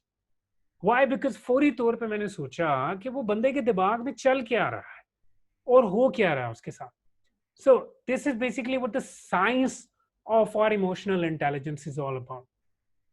सबसे पहले हमारी तमाम सेंसेस हमारे लॉजिकल रीजन में जाती हैं, सॉरी इमोशनल साइड पे जाती हैं, और अगर हम उनको बाईपास थ्रू करके लॉजिकल साइड पे नहीं लेके जाते तो ये जो क्लर्क बैठा है, ये क्लर्क है, इसकी अपनी समझ है, इसने आपको यूजुअली यही कहना है कि ठीक है जी कर दो एनजी जी, इसी तरह कर दें, बस देखी जाएगी, जो बाद में मामला होगा हम उसको बाद में देखेंगे। तो हमारा इमोशनल इंटेलिजेंस का बेसिक मकसद सिर्फ एक है कि हमने इस लिम्बिक सिस्टम से अपनी इंफॉर्मेशन को फ्रंटल लोब तक, प्री फ्रंटल कॉर्टेक्स तक कैसे लाना है, जो ज्यादा तहम्मुल से, ज्यादा सोच समझ से और ज्यादा लॉजिकल तरीके से हमारी बात को समझता है। That's basically what the whole emotional intelligence is all about. ठीक है जी, okay. Excuse me. Until now, I would request any input from the audience. Any questions until now? आपकी कोई इनपुट हो, आप कुछ अपना कोई अंडरस्टैंडिंग जो आपकी हो वो आप शेयर करना चाहें तो आई वुड रिक्वेस्ट डॉक्टर साहब if you please facilitate. Sir ये लास्ट, ये जो प्रीवियस स्लाइड थी इसमें आपने एंगरनेस पे बात की ना? जी जी। तो अक्सर इसमें ये होता है कि लोग स्ट्रेस हो जाते हैं या एंजाइटी हो जाती है, बिल्कुल। और उसमें भी लोग अक्सर एंगरनेस शो करते हैं, तो क्या उसको हम कैसे एक्सप्लेन करते हैं? Okay, this is a very good question doctor साहब। स्ट्रेस एंड एग्जाइटी, और उसका फिर रिएक्शन ये होता है कि अच्छा, stress basically is a situation जिसमें फौरी तौर पे हमारे ब्रेन का जो सबसे पहला काम रिएक्शन होता है ना, वो होता है इस प्री फ्रंटल कॉर्टेक्स, इस लॉजिकल रीजन को बकायदा स्विच ऑफ कर देना। जब हम स्ट्रेस में आते हैं ना किसी चीज में, जब हम जी जी फील कर रहे होते हैं कि something is about to go wrong, तो फौरी तौर पे अब वो आपको याद आया, सर्वाइवल इंस्टिंक्ट, बेसिक जी, इंस्टिंक्ट ठीक हमारी, है। वो बेसिक इंस्टिंक्ट ऑन होती है और वो क्या करती है कि वो प्री फ्रंटल कॉर्टेक्स को फौरी तौर पे टेम्परेरली स्विच ऑफ कर देती है और तमाम मामला देखना शुरू कर देता है लिम्बिक सिस्टम। सही राइट, सही सही। फोकस कर देता है हमें ये इस पे। और ये बंद क्यों करता है उस प्री फ्रंटल कॉर्टेक्स को? क्योंकि वो देर एक तो ज्यादा ले रहा है, और दूसरा ये है कि अब सर्वाइवल का मामला है। सो एक ही काम पे फोकस करो, ज्यादा चीजों को एक्सप्लोर करने की जरूरत नहीं है, और यही काम खराब हो रहा होता है। हमने क्या करना सही होता है कि हमने उस स्ट्रेसफुल सिचुएशन में पॉज लेना है सिर्फ 2 सेकंड का। बिलीव मी, अगर मेरे सामने कोई बंदा काम कर गलत कर रहा है तो रिएक्शन में मैंने सिर्फ 2 सेकंड्स का डिले देना है। वो 2 सेकंड्स का डिले मुझे उस स्ट्रेसफुल सिचुएशन से बाहर भी लाएगा और मेरे पीएफसी को रीएक्टिवेट भी कर देगा, ताकि मैं सिचुएशन को ब्रॉडर लेंथ में देख सकूं। इसकी छोटी एग्जांपल आपको देता हूं। कभी हमने मतलब सब इससे रेजोनेट करेंगे कि कई दफा बाहर रोड पे हम गाड़ी लेके जाते हैं ना, तो हमें लगता है कि हर बंदा हमारे साथ ही एक्सीडेंट करने निकला आज, जी और या जी, फिर हर बिल्कुल। बंदे को ड्राइविंग ही भूल गई है। जी मतलब कभी बिल्कुल। कोई मोटर बाइक वाला मेरी गाड़ी में लाके या बाइक में लाके कुछ चीज वो मुझे इंटरसेप्ट कर रहा है, कभी किसी बंदे की ने रोड बड़ी गलत क्रॉस की है। अच्छा, ये मसला लोगों के साथ नहीं है, ये मसला मेरे साथ है। मैं आया हूँ स्ट्रेस में, उसकी वजह से मेरा पीएफसी स्विच ऑफ हुआ है, मैं ब्रॉडर तरीके से चीजों को, सिनेरियो को अंडरस्टैंड नहीं कर रहा हूँ। इस वजह से मैं लोगों के लिए खतरा बना हुआ हूँ, लोग मेरे लिए खतरा नहीं बने हुए। You सही सही understand? सही सही। So this is basically what we need to work on. A 2 seconds delay will help us to tell the mind, the brain के भाई कुछ नहीं हुआ, कोई गड़बड़ नहीं हुई, कोई सर्वाइवल मोड में नहीं है इस वक्त हम, तुम बराए मेहरबानी हमारे पीएफसी को दोबारा स्विच ऑन करो ताकि हम मामले को अच्छे तरीके से समझ सकें। इसीलिए इस चीज को सही। मैंने थोड़ा सा साइंटिफिक और टेक्निकल टर्म्स में पहले डिस्कस किया था। होप द जी आंसर ऑफ द बिल्कुल सर। क्वेश्चन डॉक्टर साहब। जी बिल्कुल sir, thank you sir, thank you sir. Thank you very much doctor साहब। So let's go a little ahead of it जी। ये हमारा कंपैरिजन है जी between EQ and IQ। IQ basically refers to high concentration, intense focus, hyperactivity, better comprehension, analytical skills, multi-talented, excellent memory. EQ is about self-awareness, self-regulation, motivation. Motivation के भी बारे में हम थोड़ा सा डिस्कस करेंगे डिटेल में. Empathy and social skills. Now you can see कि a high IQ person can be very good with mechanized situation, right? Mechanical situations को they can handle very well, क्योंकि उसमें हमें intense focus की जरूरत भी है, उसमें हमें analytical skills की जरूरत भी है. लेकिन जब हमारी इमोशनल क्वोशंट की बात आती है तो तब हमें एक ऐसे बंदे की जरूरत है जो सेल्फ अवेयर भी है. We will be talking about self awareness as well. Self regulate भी करता है अपने आप को, यानी जब वो देखता है कि उसमें कोई कमी खामी है तो वो अपने आप को उसके मुताबिक बेहतर भी करता है. मोटिवेटेड है. अच्छा, यहाँ पे थोड़ा सा मैं एक चीज आ दूं कि यूजुअली मोटिवेशन जो है ना, ये सबसे मिस हैंडल्ड कॉन्सेप्ट है हमारी ट्रेनिंग फ्रेटर्निटी में भी और यूजुअली भी. समझा जाता है कि मोटिवेशन जो है ना, आप किसी बंदे को चीख के दुनिया को कुछ कर दिखाओ, तुम दुनिया को कुछ करने के मतलब राज करना है दुनिया में, तुमने उठ के जाके अपने आप को भागो दौड़ो एक्टिविटी ये वो, मतलब they are just coming up with the lot of emotional words and they are just trying to do what. Adrenaline level है आपका जी, ये दिमाग के अंदर एक केमिकल होता है, अगर इसका लेवल बढ़ जाएगा तो आप हाइपर एक्टिव हो जाएंगे. डोपामाइन लेवल है जो एंजॉयमेंट वाला केमिकल है, ये बढ़ जाएगा. साथ में ही जब ये दोनों लेवल्स डाउन होंगे तो आपकी मोटिवेशन वैनिश हो जाएगी. तो motivation is basically all about three things, right? Number one is autonomy. Autonomy और उसके बाद दूसरी चीज है रिलेटेडनेस, तीसरी चीज है कंपिटेंस. ऑटोनॉमी मीन्स व्हाट, कि आप जो काम करने जा रहे हैं उसमें डिसीजन मेकिंग पावर आपके पास कितनी है, अपनी मर्जी कितनी कर सकते हैं, आप अपने आप को कितना कंफर्टेबल कर सकते हैं. मतलब right now I have an autonomy कि मैं अपनी जो चेयर है उसको थोड़ा सा हिला लूं ताकि मैं कंफर्टेबली बैठ जाऊं. बड़ी बेसिक एग्जांपल आपको दे रहा हूं. किसी भी काम में, किसी भी जॉब में आपके पास डिसीजन मेकिंग की कैपेबिलिटी कितनी है, आप कितना अपने तौर पे कितने लेवल तक डिसीजन ले सकते हैं to get things more comfortable. Relatedness ये है कि आप जिस काम को करने जा रहे हैं आप उस काम से अपने आप को कितना रिलेट करते हैं. मतलब I have a high level of relatedness with sharing knowledge. Okay, I like to talk about things. I like to discuss things in detail with the people. This is the reason why I'm acting as a resource person today. Third is competence. क्या उस काम को करने की competence आप में मौजूद है या नहीं? अगर मैं as a resource person, as a trainer यहाँ पे इस वक्त बैठा हुआ हूँ, तो क्या मेरे पास decision making capability है कि मैं अपनी मर्जी से ट्रेनिंग कंडक्ट कर सकूं? क्या मैं अपने आप को कंफर्टेबल महसूस करता हूं जब मैं बोल रहा होता हूं, रिलेट करता हूं अपने आप को इस काम से? तीसरी चीज है, क्या मेरे में बोलने के स्किल्स मौजूद हैं? Do I have the capability to communicate with the people? Alright, अगर ये तीनों मौजूद हैं चीजें तो मैं मोटिवेटेड हूं. This is the science of motivation. इसमें आपको कोई हार्ड कोर इमोशनल वीडियोस देखने की जरूरत नहीं है.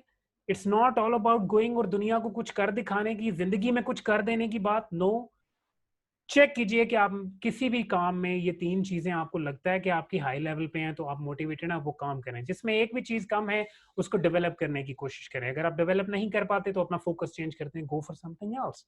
But instead of looking at all those very what I would call जज्बा पैदा कर देने वाली और जुनून पैदा कर देने वाली videos, avoid them. They're literally not helping us anymore. We are in the age of fourth industrial revolution. यहाँ हर चीज बहुत ज्यादा टेक्निकल है, हमको बहुत ही ज्यादा चीजों के बारे में कंसर्न होने की जरूरत है. And seriously, that's how motivation works. So this is one of the ideas के इमोशनल क्वोशंट हमारे लिए क्या कर रहा है, और ये हमारी विन विन सिचुएशन है जहाँ पे हमारा IQ जो है वो और EQ और हमारी पर्सनैलिटी इंटरसेप्ट कर रही है. तो this is the point where we turn out to be an effective person in any situation. Let's move a little ahead of it. We'll be discussing it and then of course I'll be concluding the session for Q&A session as well. So अब यहाँ पे 4 आपको elements नजर आ रहे होंगे. ठीक है जी। तो मामलात ऐसे हैं जो मेरी ज़ात से रिलेटेड हैं और दो मामलात ऐसे हैं जो लोगों से रिलेटेड हैं जहां मैं जाता हूं। यहाँ पे पहली चीज आ रही है जी सेल्फ रेगुलेशन, रिकग्निशन और regulation. This is the first point for today, self awareness. All right, I'm just brushing it a bit. Okay, now I want the audience to do something, the participants to do something. I want you to look at your hand, the hand which you usually use to write. Please, अगर आप अपने cameras on कर लेंगे इस वक्त तो ज्यादा बेहतर हो जाएगा. I want you to just switch on your cameras, turn them on, ताकि हम देख सकें और ज्यादा अच्छा इंटरेक्शन हमारा हो सके. So please turn on your cameras and let us see.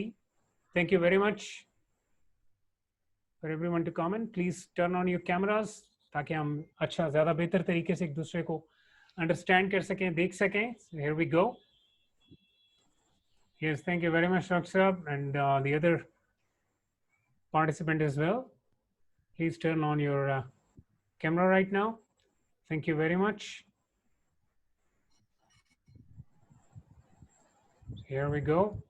Thanks a lot, Naman Habib Saab. Thanks a lot. Okay, now what I want is I want you to just look at this hand, the one जिससे आप अपनी write करते हैं, कुछ चीज लिखते आ रहे हैं. Just look at it. Simply do that. Look at this hand. Look at the lines on this hand. All right. Look at the fingers that you have. One by one, look at them. And कभी आपने पहले ऐसे किया है? Ever? इस हाथ ने करोड़ों लफ्ज लिखे हैं आपके लिए, करोड़ों एग्जाम्स पास करवाए हैं आपको, करोड़ों इंटरव्यूज क्लियर करवाए हैं आपके लिए. But are we aware of this hand? No, we are not. We are not. This is the very thing. And I have eyes as well. Now imagine कि ये आंखें आपके लिए बहुत से डिवाइसेस को देख रही हैं. Imagine कि ये आंखें सारा दिन आपके लिए आपके काम करती हैं. इनको तकलीफ होती होगी. They might go in pain. You imagined कि you could have thanked your eyes. You imagined कि रात को सोने से पहले इनकी क्या हाल है. मतलब just do one thing. Roll your eyeballs like this. Roll them, please.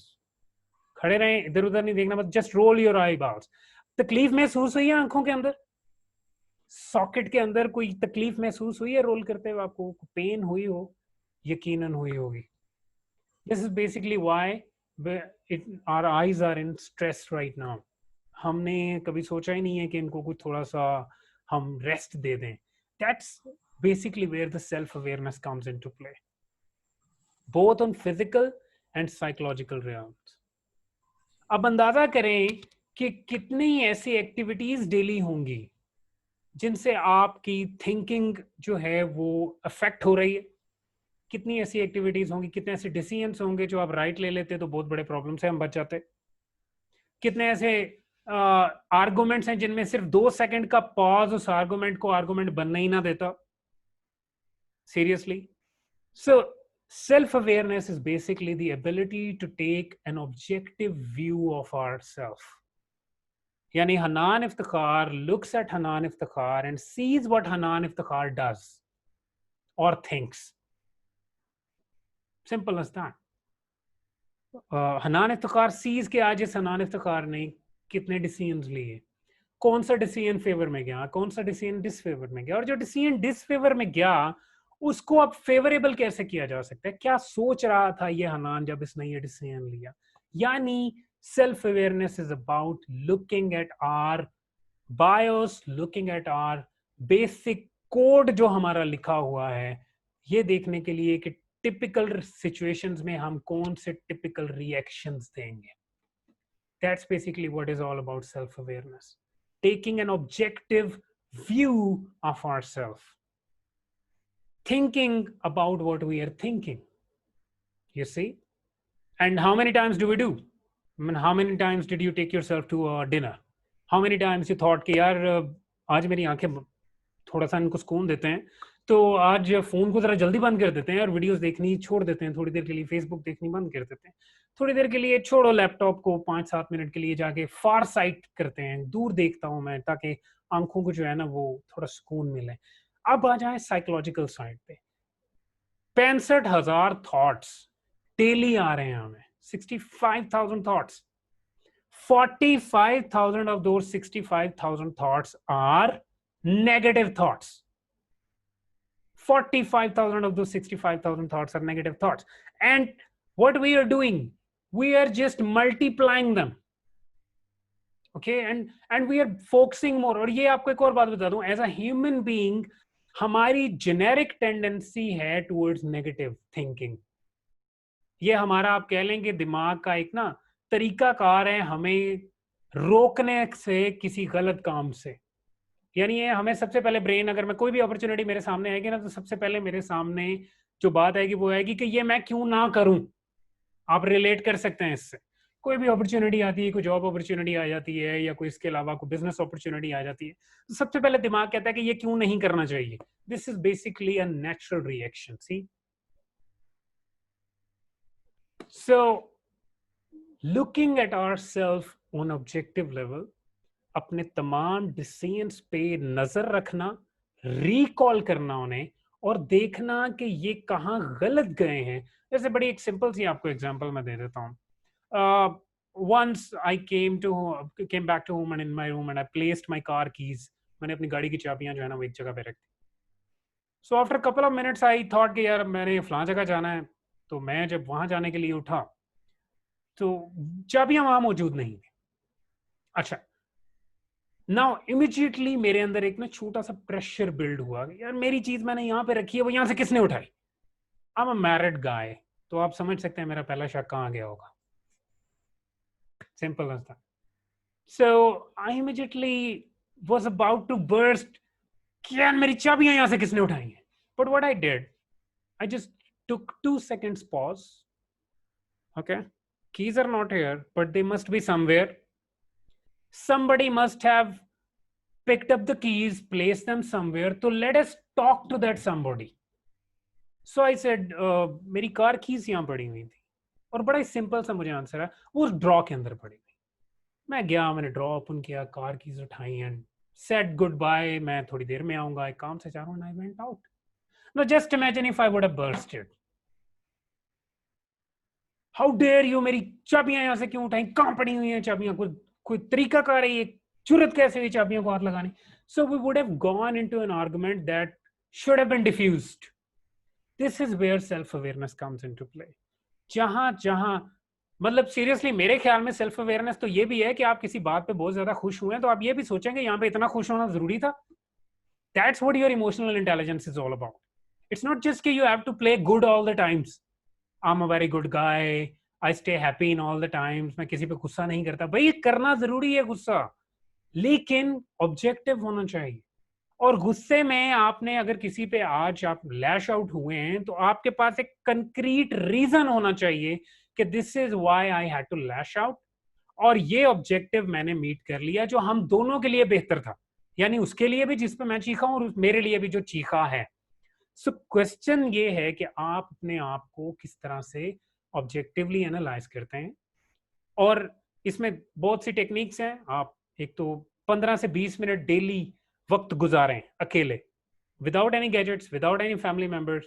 एक प्लेस अपना आइडेंटिफाई कर लें, 15 से 20 मिनट सिर्फ वहां बैठें और बैठ के try to talk to yourself, खुद से बात करें।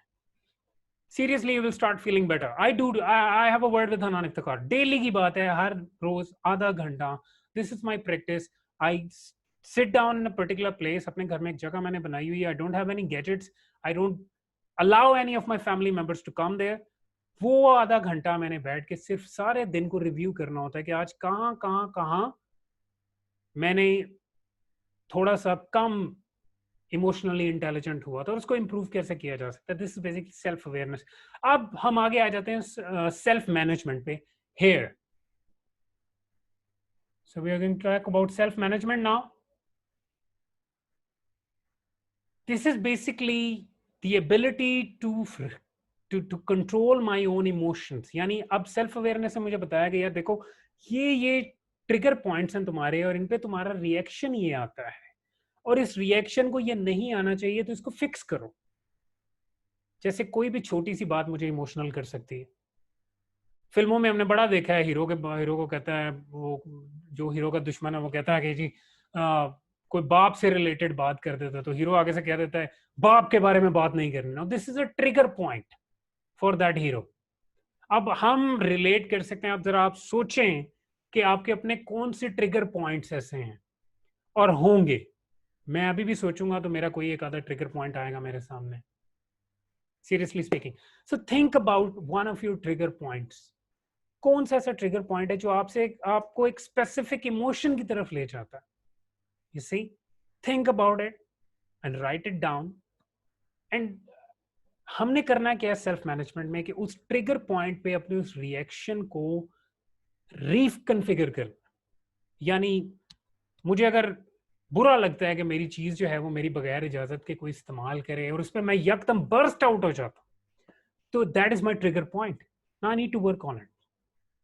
सही, वो 2 सेकंड का पॉज मैंने वहां पे लेना है। So, सबसे पहली चीज मैंने अपने आपको ये बतानी कि आइंदा से अगर मेरी चीज को बगैर मेरे पूछे यूज करेगा तो मैंने फौरी तौर पे उस बंदे की तरफ नहीं जाना। मैंने थोड़ा सा टाइम लेना है, अपने इमोशंस को रिलैक्स होने देना है, और इस रिलैक्स होने के बाद मैंने जाके उनसे बात करनी। यानी बात इतनी सी है कि लॉजिकल पोर्शन तक, बड़े साहब तक बात पहुंचाई जा सके। This is basically what our self management is. Self awareness indicate करती है कहाँ इंप्रूवमेंट चाहिए, सेल्फ मैनेजमेंट वो इंप्रूवमेंट लेके आती है। अब हम अपने इस जात को दूसरी जात के साथ लेके जाते हैं। यानी यहाँ एक और चीज मैं आपके साथ शेयर कर सकता हूँ करूं कि हमें एक बड़ा टिपिकल एलिमेंट है, we do not appreciate ourselves.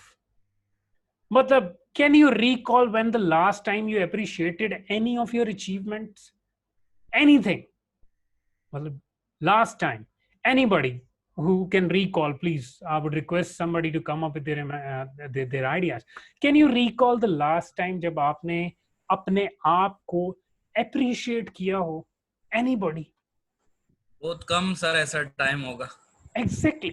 और शायद अभी हम रिकॉल भी ना कर पाए। अलग कभी कहा हो वाह यार, बिल्कुल ऐसा ही है। कमाल है यार, आज तो हद कर दी, खूबसूरत। अगर ये इतना काम खराब हुआ था तो ये इतना काम अच्छा भी हुआ है, तो thank you very much, well done boy. अच्छा, हो क्या रहा है कि चूंकि we do not appreciate ourself, we are not teaching ourself to appreciate. Mind you, now this is a very important point. Since we are not appreciating ourself, और हमारी जात को पता ही नहीं है अप्रिसिएशन किसे कहते हैं, तो फिर कैसे हम एक्सपेक्ट करते हैं कि हम बाहर जाके किसी और को अप्रिशिएट करेंगे?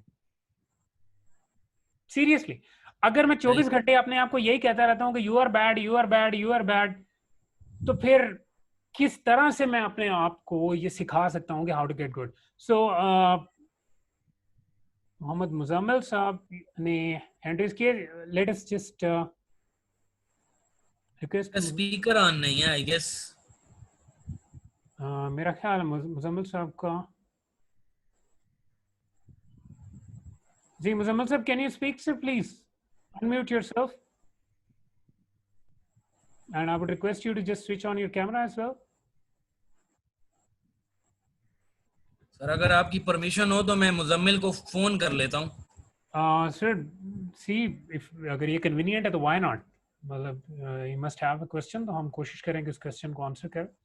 आई गेस इसने स्पीकर ऑफ किया हुआ ना, इस वजह से इनको शायद so maybe he has actually left. वो दोबारा शायद ज्वाइन करें तो सिचुएशन बेहतर होगी, बट तब तक हम थोड़ा सा कंटिन्यू करते हैं। As soon as he comes and sir joins आप अस, कंटिन्यू करें सर। तो इंशाल्लाह ताला will coming ahead. Sir now we are talking about it कि अगर हम चाहते हैं कि हम कोई काम करें दूसरे के साथ, अपने आप को इम्प्रूव करें, तो सबसे पहले इम्प्रूवमेंट की ये चीज है कि अपने आप को बताएं, appreciate yourself on every achievement that you have done.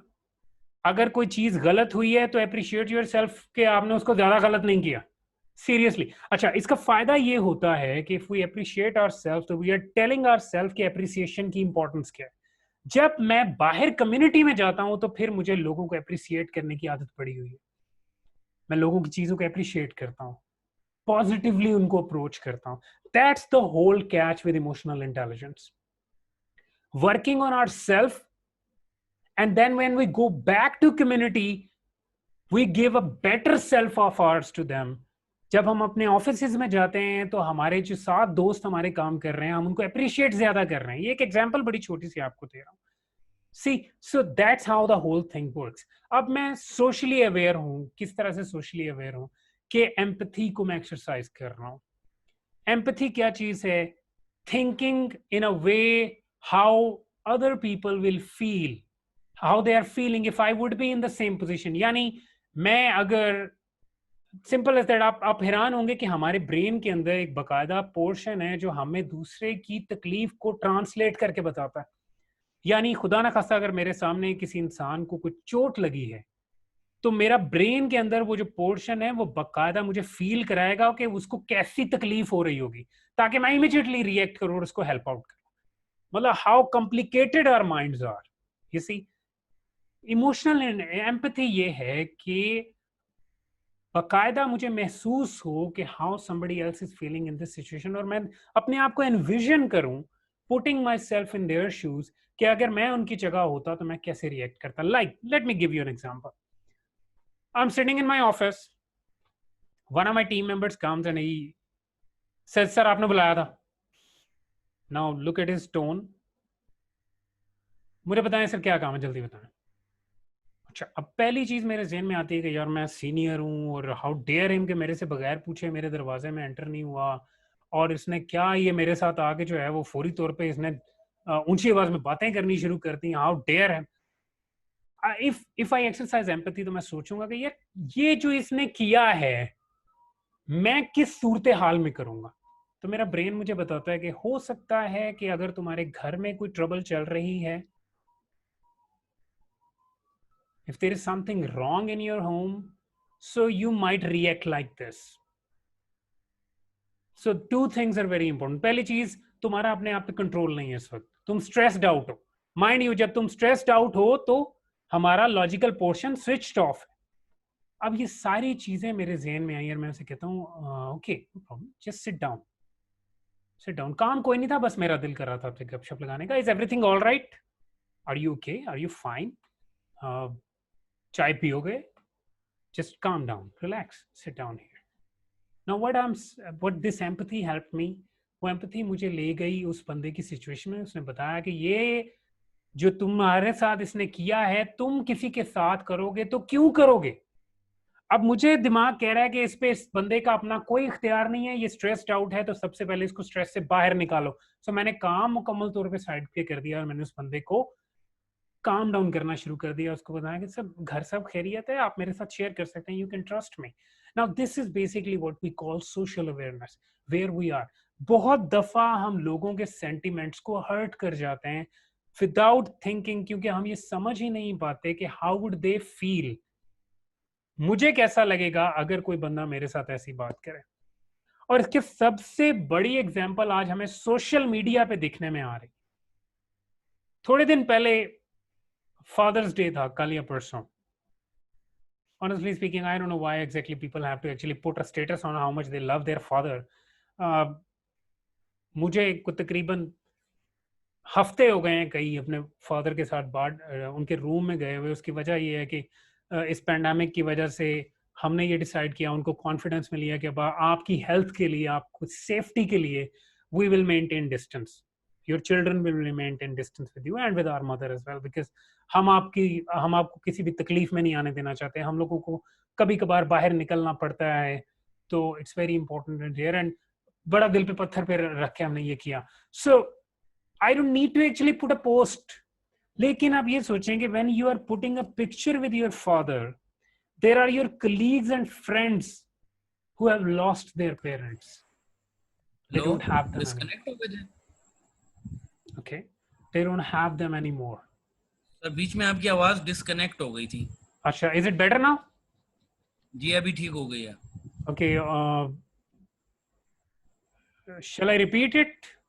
जी जी सर, थोड़ा सा हो जी, बीच में बात हमने नहीं सुनी. Okay, मैं रिपीट कर देता हूँ इसको. कैन यू जस्ट आप थोड़ा सा मुझे डॉक्टर साहब बताइएगा एग्जैक्टली किस पॉइंट पे सर आप अभी बात कर रहे थे पेंडेमिक की वजह से हम फादर से नहीं मिले। हाँ हाँ exactly, so I was talking about it कि हमने उनके साथ डिसाइड किया कि वो हम आपके साथ थोड़ी सी ना सोशल डिस्टेंसिंग रखेंगे।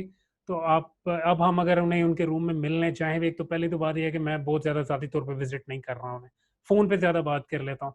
लेकिन अगर हम जाते हैं तो प्रॉपर सैनिटाइज करते हैं, मास्क पहनते हैं, उनसे रिक्वेस्ट करते हैं मास्क पहने और 8 फीट दूर उनसे बैठते हैं हम लोग। This is how much we love our father. This is basically the love is. But everybody is putting the picture, और अगर एम्पैथेटिक पॉइंट ऑफ व्यू से मैं देखूं तो जब मैं अपने फादर के साथ अगर मैंने एक पिक्चर अपलोड की है फेसबुक पे, तो वहां पे कोई ऐसा मेरा कोलीग होगा who might have lost his father. Now just imagine how would they feel. और बहुत से ऐसे मामला हमारे ये सोशल मीडिया आने की वजह से हो गए हैं कि कई मामला ऐसे हैं जो हम लोग पुट इट देयर और हम ये सोचते ही नहीं कि इसका जनरल इम्पैक्ट क्या आ रहा होगा बाकी लोगों के ऊपर। That's where empathy is so important, that's where emotional quotient is so important. ये देखना कि दूसरा बंदा किस तरह से किस सिचुएशन में कैसे रिएक्ट करेगा, उनके इमोशंस को ट्रांसलेट करना, समझना और फिर रिएक्ट करना, this is our social awareness. और फिर हमारे फाइनली सोशल स्किल्स आते हैं जब हम अपने आप को, अपनी जात को अपग्रेड कर चुके हैं, अपनी सराउंडिंग्स को समझ चुके हैं और अब हम उस सराउंडिंग में एक ऐसा एलिमेंट बन के उस सोसाइटी में आए हैं जो वेल इक्विप्ड है, तो अपने आप को समझता है, लोगों को समझ रहा है, now is basically giving something back to the people. इसका इंडस्ट्री 4.0 से क्या इंपॉर्टेंट चीज है, इसमें दो एलिमेंट्स हैं, मैं अपनी बात को फिर कंक्लूड करूंगा and then I will invite questions of course. पहली बात तो यह है कि मैंने एक चीज का जिक्र किया था कि इंसान की कुछ कैपेबिलिटीज ऐसी हैं जिन्हें मशीन रेप्लिकेट अभी नहीं कर सकती। उनमें सबसे बड़ी कैपेबिलिटी है empathy. Machines can not gate empathetic for at least next 2 decades। और हमारे पास ये स्किल है, ये हमें डिफ्रेंशिएट करेगा मशीन से। ठीक है जी। दूसरी चीज ये है कि अगर हम इमोशनल क्वेश्चन पे इमोशनली इंटेलिजेंट हैं तो we can get the life of the people who are associated with us lot better. क्यों? क्योंकि अब जिस तरह की जॉब्स आनी है डेटा साइंटिस्ट के लिए, अब जॉब्स आनी है कोडर्स के लिए, अब जॉब्स आनी है मशीन लर्निंग प्रोफेशनल्स के लिए, अब ये जॉब्स आने वाली हैं आहिस्ता आहिस्ता, कंक्लूड होता जाएगा। Here it is very important कि हम जो भी चीज बिल्ड करें, जो भी नई टेक्नोलॉजी बिल्ड करें, एम्पैथेटिक होके। और इसमें कल मैं माइक्रोसॉफ्ट की एक आर्टिफिशियल इंटेलिजेंस पे बहुत बड़ी वर्चुअल समिट थी, मुझे इत्तेफाक हुआ उसको ज्वाइन करने का, आई डिड ज्वाइन इट।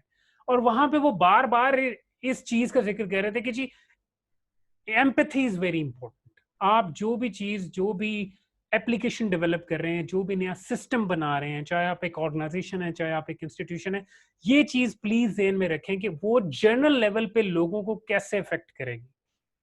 आपको एन ऑर्गेनाइजेशन कैसे इफेक्ट करेगी, ये आपकी सेल्फ अवेयरनेस हो जाएगी।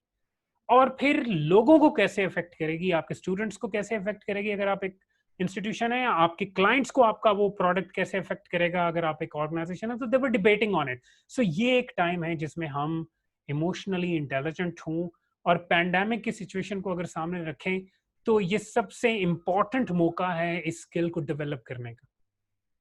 और किस तरह से किया जा सकता है, हम थोड़ा सा फाइनल में टच दे देता हूं कि हमें अब करना क्या चाहिए। We need to look at our emotions. कम से कम दिन में 2-3 इंस्टांसेस आप याद रखें जिनको आप रिकॉल करें, और रिकॉल करने के बाद सोचें कि आप उनमें किस तरह से बेहतर तरीके से रिएक्ट कर सकते हैं। Physiology and psychology work in hand. आपकी अच्छी body, healthy body and healthy mind both are very important. मतलब मैं आपके साथ एक छोटा सा एग्जांपल शेयर करता हूं। It might look a little insane on my part. मैंने जब डेटा साइंस कोर्स अडॉप्ट किया और इसको स्टार्ट किया तो मैंने ये सोचा कि यार सबसे पहले I need to work on one thing, और वो ये है कि एक कोडर यानी कोडिंग करने वाला बंदा सोचता कैसे है। बिलीव कीजिए कि आप जो खाते हैं आपके ब्रेन के ऊपर, उस ब्रेन की कैपेबिलिटीज पे उसका इफेक्ट आता है। और जंक फूड हमारे प्रीफ्रंटल कॉर्टेक्स को डैमेज करता है। Junk food is an enemy to this region, to the logical region. I'm telling you. आप जाएं, आप गूगल पे रिसर्च देख लें, ये आपके पीएफसी को डैमेज करता है। अब अगर आपका लॉजिकल रीजन सही तरह काम ही नहीं कर रहा तो आप किस तरह से अच्छे डिसीजन ले सकेंगे, मुझे ये बताएं। सो प्लीज अपनी ईटिंग हैबिट्स पे बहुत तवज्जो रखें, ख्याल रखें। Take a lot of water. हमारा ब्रेन 80% वाटर है। जब हम पानी में कमी आती है, मतलब मैं आपको अपनी सेल्फ अवेयरनेस की एक छोटी सी एग्जांपल देता हूँ कि जब मैं देखता हूँ ना मैं स्ट्रेस में आ रहा हूँ, तो मैं सबसे पहले ये देखता हूँ कि मैंने खाना कितनी देर पहले खाया था और मैंने पानी कितनी देर पहले पिया था। सेशन कंडक्ट करने से पहले मैंने 3 ग्लास पानी पिया है ताकि ब्रेन को डिहाइड्रेशन ना हो।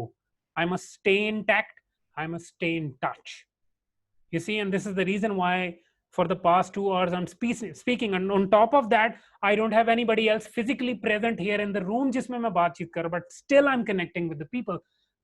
So ये बड़ा important है कि आप अपनी जो खाने पीने की हैबिट है प्लीज उस पर तवज्जो रखें। आपके इमोशंस, आपके मूड पे आपके खाने का बहुत बड़ा इम्पैक्ट होता है, believe me, and it really helps. So yes, avoid the juicy burger, simple as that. ठीक है, अब ये डिस्टर्बेंस हमें क्यों इतनी ज्यादा होती है? एक और चीज है, एक बड़ा जनरल कॉन्सेप्ट बना हुआ है कि हमारे मोस्टली एक्सपीरियंसेस अब सिंथेटिक हैं, you no,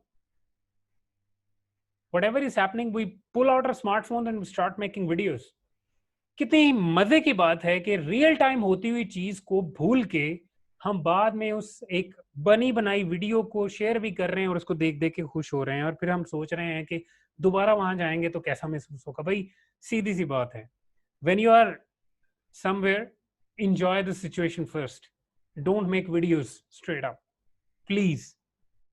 A video is a synthetic experience. It's not a real-time experience. You need to indulge in real-time experience. अब nature में गए हैं, just look at the greenery, just look at the mountains, look at the terrain. Don't start making videos and taking pictures. पहले just drink it in, sense it, breathe it in. ठीक है? So these are few of the things that we need to actually work on. And what are the good practices?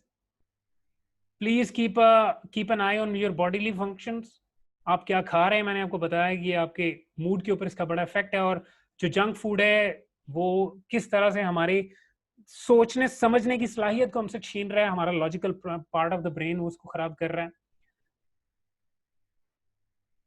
just try to get disassociate with the activities that are causing disturbance to you. See, अगर sometimes we feel like अगर हम mobile को देख रहे हैं और mobile को देखते हुए आंखों में दर्द शुरू हो गई है, बंद कर दें उसको। कभी दोबारा मौका मिला तो इंशाल्लाह will talk about digital detox. मेरी आदत है कि मैं हफ्ते में एक दफा कम से कम 15 से 18 घंटे के लिए अपने तमाम गैजेट स्विच ऑफ कर देता हूँ।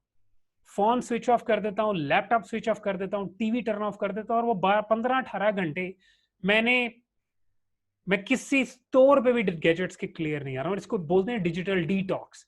उसके बाद जब मैं दोबारा से इंटरनेट की उस दुनिया में आता हूँ, कनेक्टिविटी की दुनिया में आता हूँ, तो हम मोर रिलैक्स्ड, मोर काम। तो प्लीज दें and give rest to your organs regularly.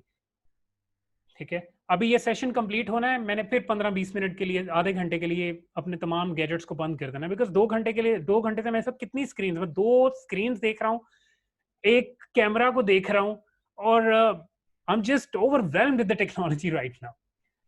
Please make a habit to get closer to your nature. घर में गार्ड अपने वो आप रखें, प्लांट्स रखें, और दूसरे एनिमल्स की तरफ। ये बड़ा एक इंपॉर्टेंट एलिमेंट है, हमारे बच्चों में हम इस चीज को इंड्यूस नहीं कर रहे। दूसरे स्पीशीज जो हैं, जो एनिमल्स हैं, उनके साथ they have equal right to live on this planet. By the way, I am a cat person myself, I love cats, I had cats, still have them. और उससे एक फायदा ये होता है कि एम्पैथी बहुत बढ़ती है। जानवरों के लिए प्यार और उनके लिए तसल्ली एम्पैथी को बढ़ाता है। So please if you could have it, and this is the last message that I have. Please eat to think. खाने को अपने इस लिहाज से ऑर्गेनाइज करें कि आपने अपनी बेसिक न्यूट्रिएंट वैल्यूज को पूरा करना है। Do not eat for your taste buds, eat for your brain. सबसे इंपॉर्टेंट चीज है इस दिमाग का काम करते रहना। आप तभी अपने इमोशंस को अच्छी तरह से हैंडल कर सकेंगे, तभी आप लॉजिकली चीज़ों को एनालाइज कर सकेंगे। If you have a healthy brain, if your brain is not dehydrated, if your brain is not overcooked, and if you are not eating things that are damaging your brain, so please be aware of it. Eat for the nutritional value, not for the taste parts. And that's basically why we can have. So now I have Q&A session. I would request to invite a lot of questions.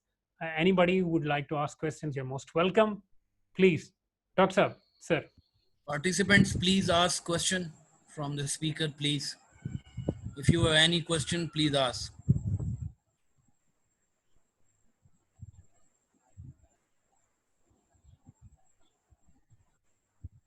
Any of the participants, if you so wish, please, you're most welcome to the with the questions. Participants, if you have any question, please ask.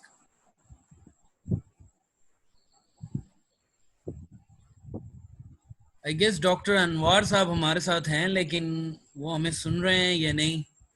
जी, आवाज sir आ आप रही है मेरी? जी जी बिल्कुल आ रही है sir. Okay okay doctor साहब, ये बड़ी अच्छी गुफ्तगू रही। बड़े अच्छे तरीके से आपने प्री एडम से लेके पोस्ट एडम से लेके आज तक के तो ये एग्जाम्पल के साथ एक क्वेश्चन है मेरा, जो इस वक्त मसला हमें है टीचिंग फैकल्टी को। हम जो ऑनलाइन पढ़ा रहे हैं, जिन बच्चों को पढ़ा रहे हैं, मेरे पास 84 स्टूडेंट्स हैं मेरी क्लास में, 80 के करीब सेल फोन और व्हाट्सएप पे। मैं उन्हें कैसे ऐसी चीजें जिसमें मैथ है, स्टेटिस्टिक है, जिसमें एग्जाम्पल है, जिसमें बड़ी बड़ी वो है टेबल्स हैं, तो मैं उन्हें कंप्यूटर पे ले जाना चाहता हूँ, लैपटॉप पे। HEC ने, मैं आखिरी बात करता हूँ, HEC ने एक सर्वे करवाया कि बच्चों के पास क्या डिवाइसेस हैं। हमारी यूनिवर्सिटी के जो 1135 लड़कों में से सिर्फ 93 के पास लैपटॉप है, बाकी व्हाट्सएप पे कर रहे हैं।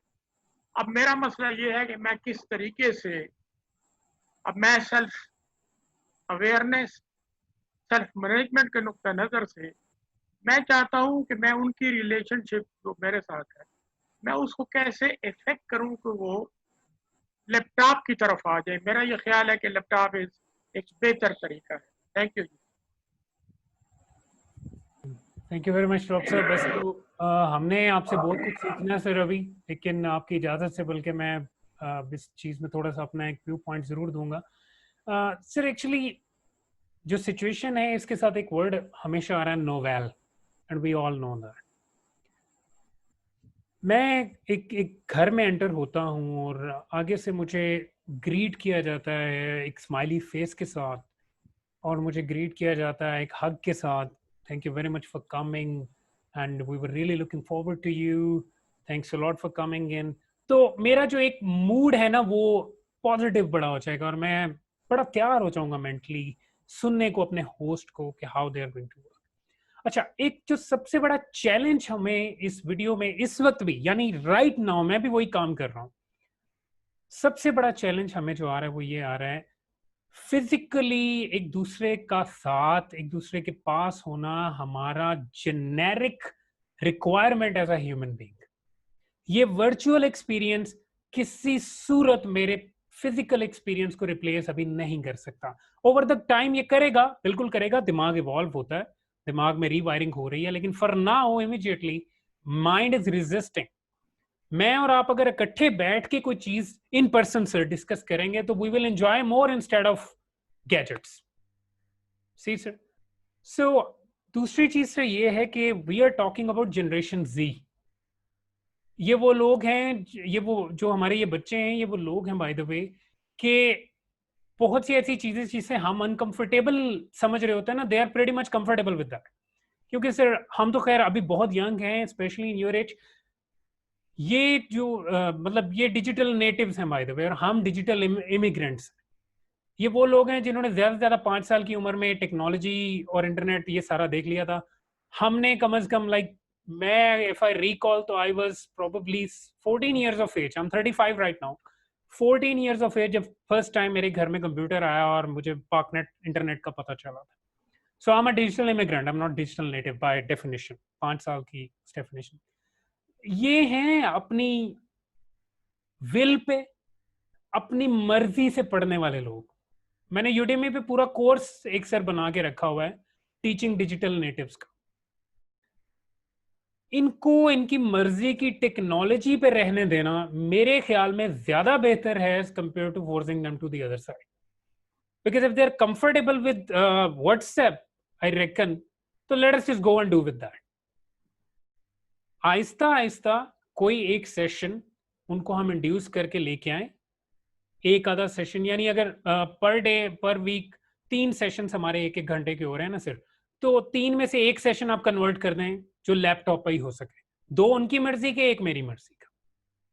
अब वो जब एक्सपीरियंस करेंगे उस नए एक सेशन को लैपटॉप पे, तो वो जो बात आप उन्हें समझाना चाह रहे हैं सर, वो खुद एक्सपीरियंस करके समझ जाएंगे. प्रॉब्लम ये है कि ये जनरेशन जी जब तक प्रैक्टिकली किसी चीज को कर ना ले, ये उसे एक्सेप्ट नहीं करते.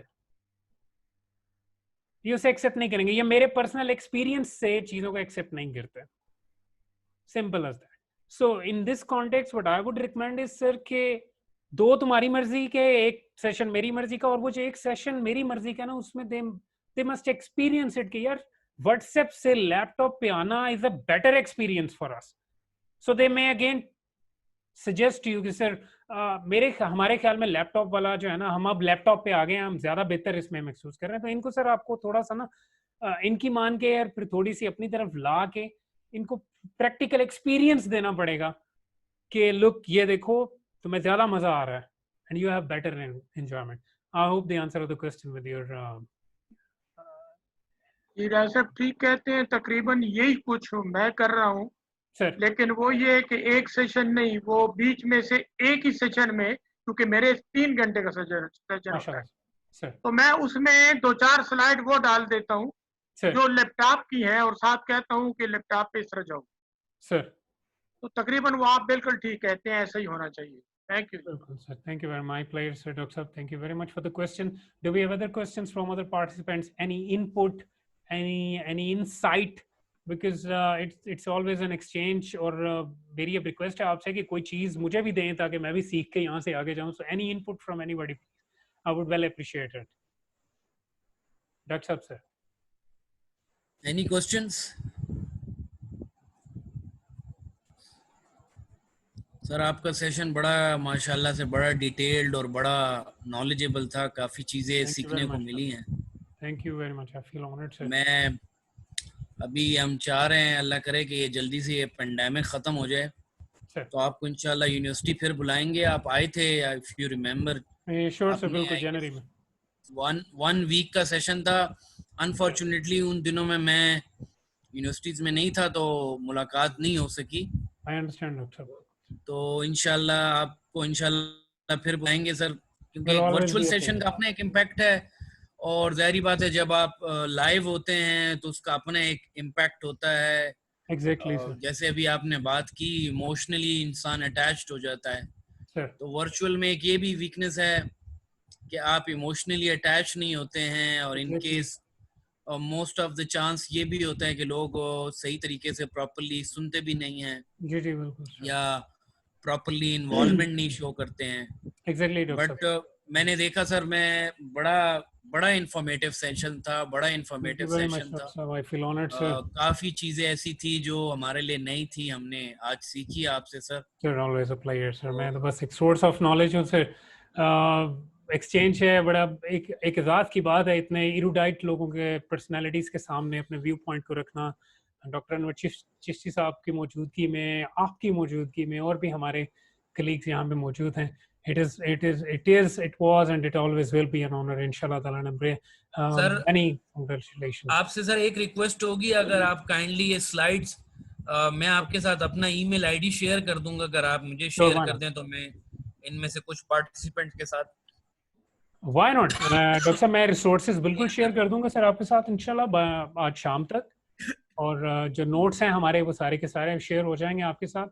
तो बहुत अच्छा होगा अगर सारे जो हमारे हैं पार्टिसिपेंट्स उन तक पहुंच जाएं ये रिसोर्सेज, ताकि दोबारा से रिकॉल जो जब भी चाहें हम उनको खुद रीड भी कर सकें और उसमें फर्दर चीज ऐड भी हो सके। जी बोलो। अभी 2 घंटे तक तो खैर मैं आपको डिस्टर्ब नहीं करूंगा, आपने कहा मैं 2 घंटे तक जरा टेक्नोलॉजी से दूर रहना चाहता हूँ। सर दैट विल बी अ मैं 2 फेवर इफ घंटे के बाद क्या आपको टेक्स्ट करूंगा। That will be a favour sir. No problem. Thank you, sir. So nice of you, sir. So nice of you, sir. Thank you So very nice much, of you. Dr. Saab. And thanks to everybody else for their patience. Gee, it was an honor. Always be. Thank you, sir. Thank you, sir. Once again, thank you, sir. My pleasure, sir. My pleasure.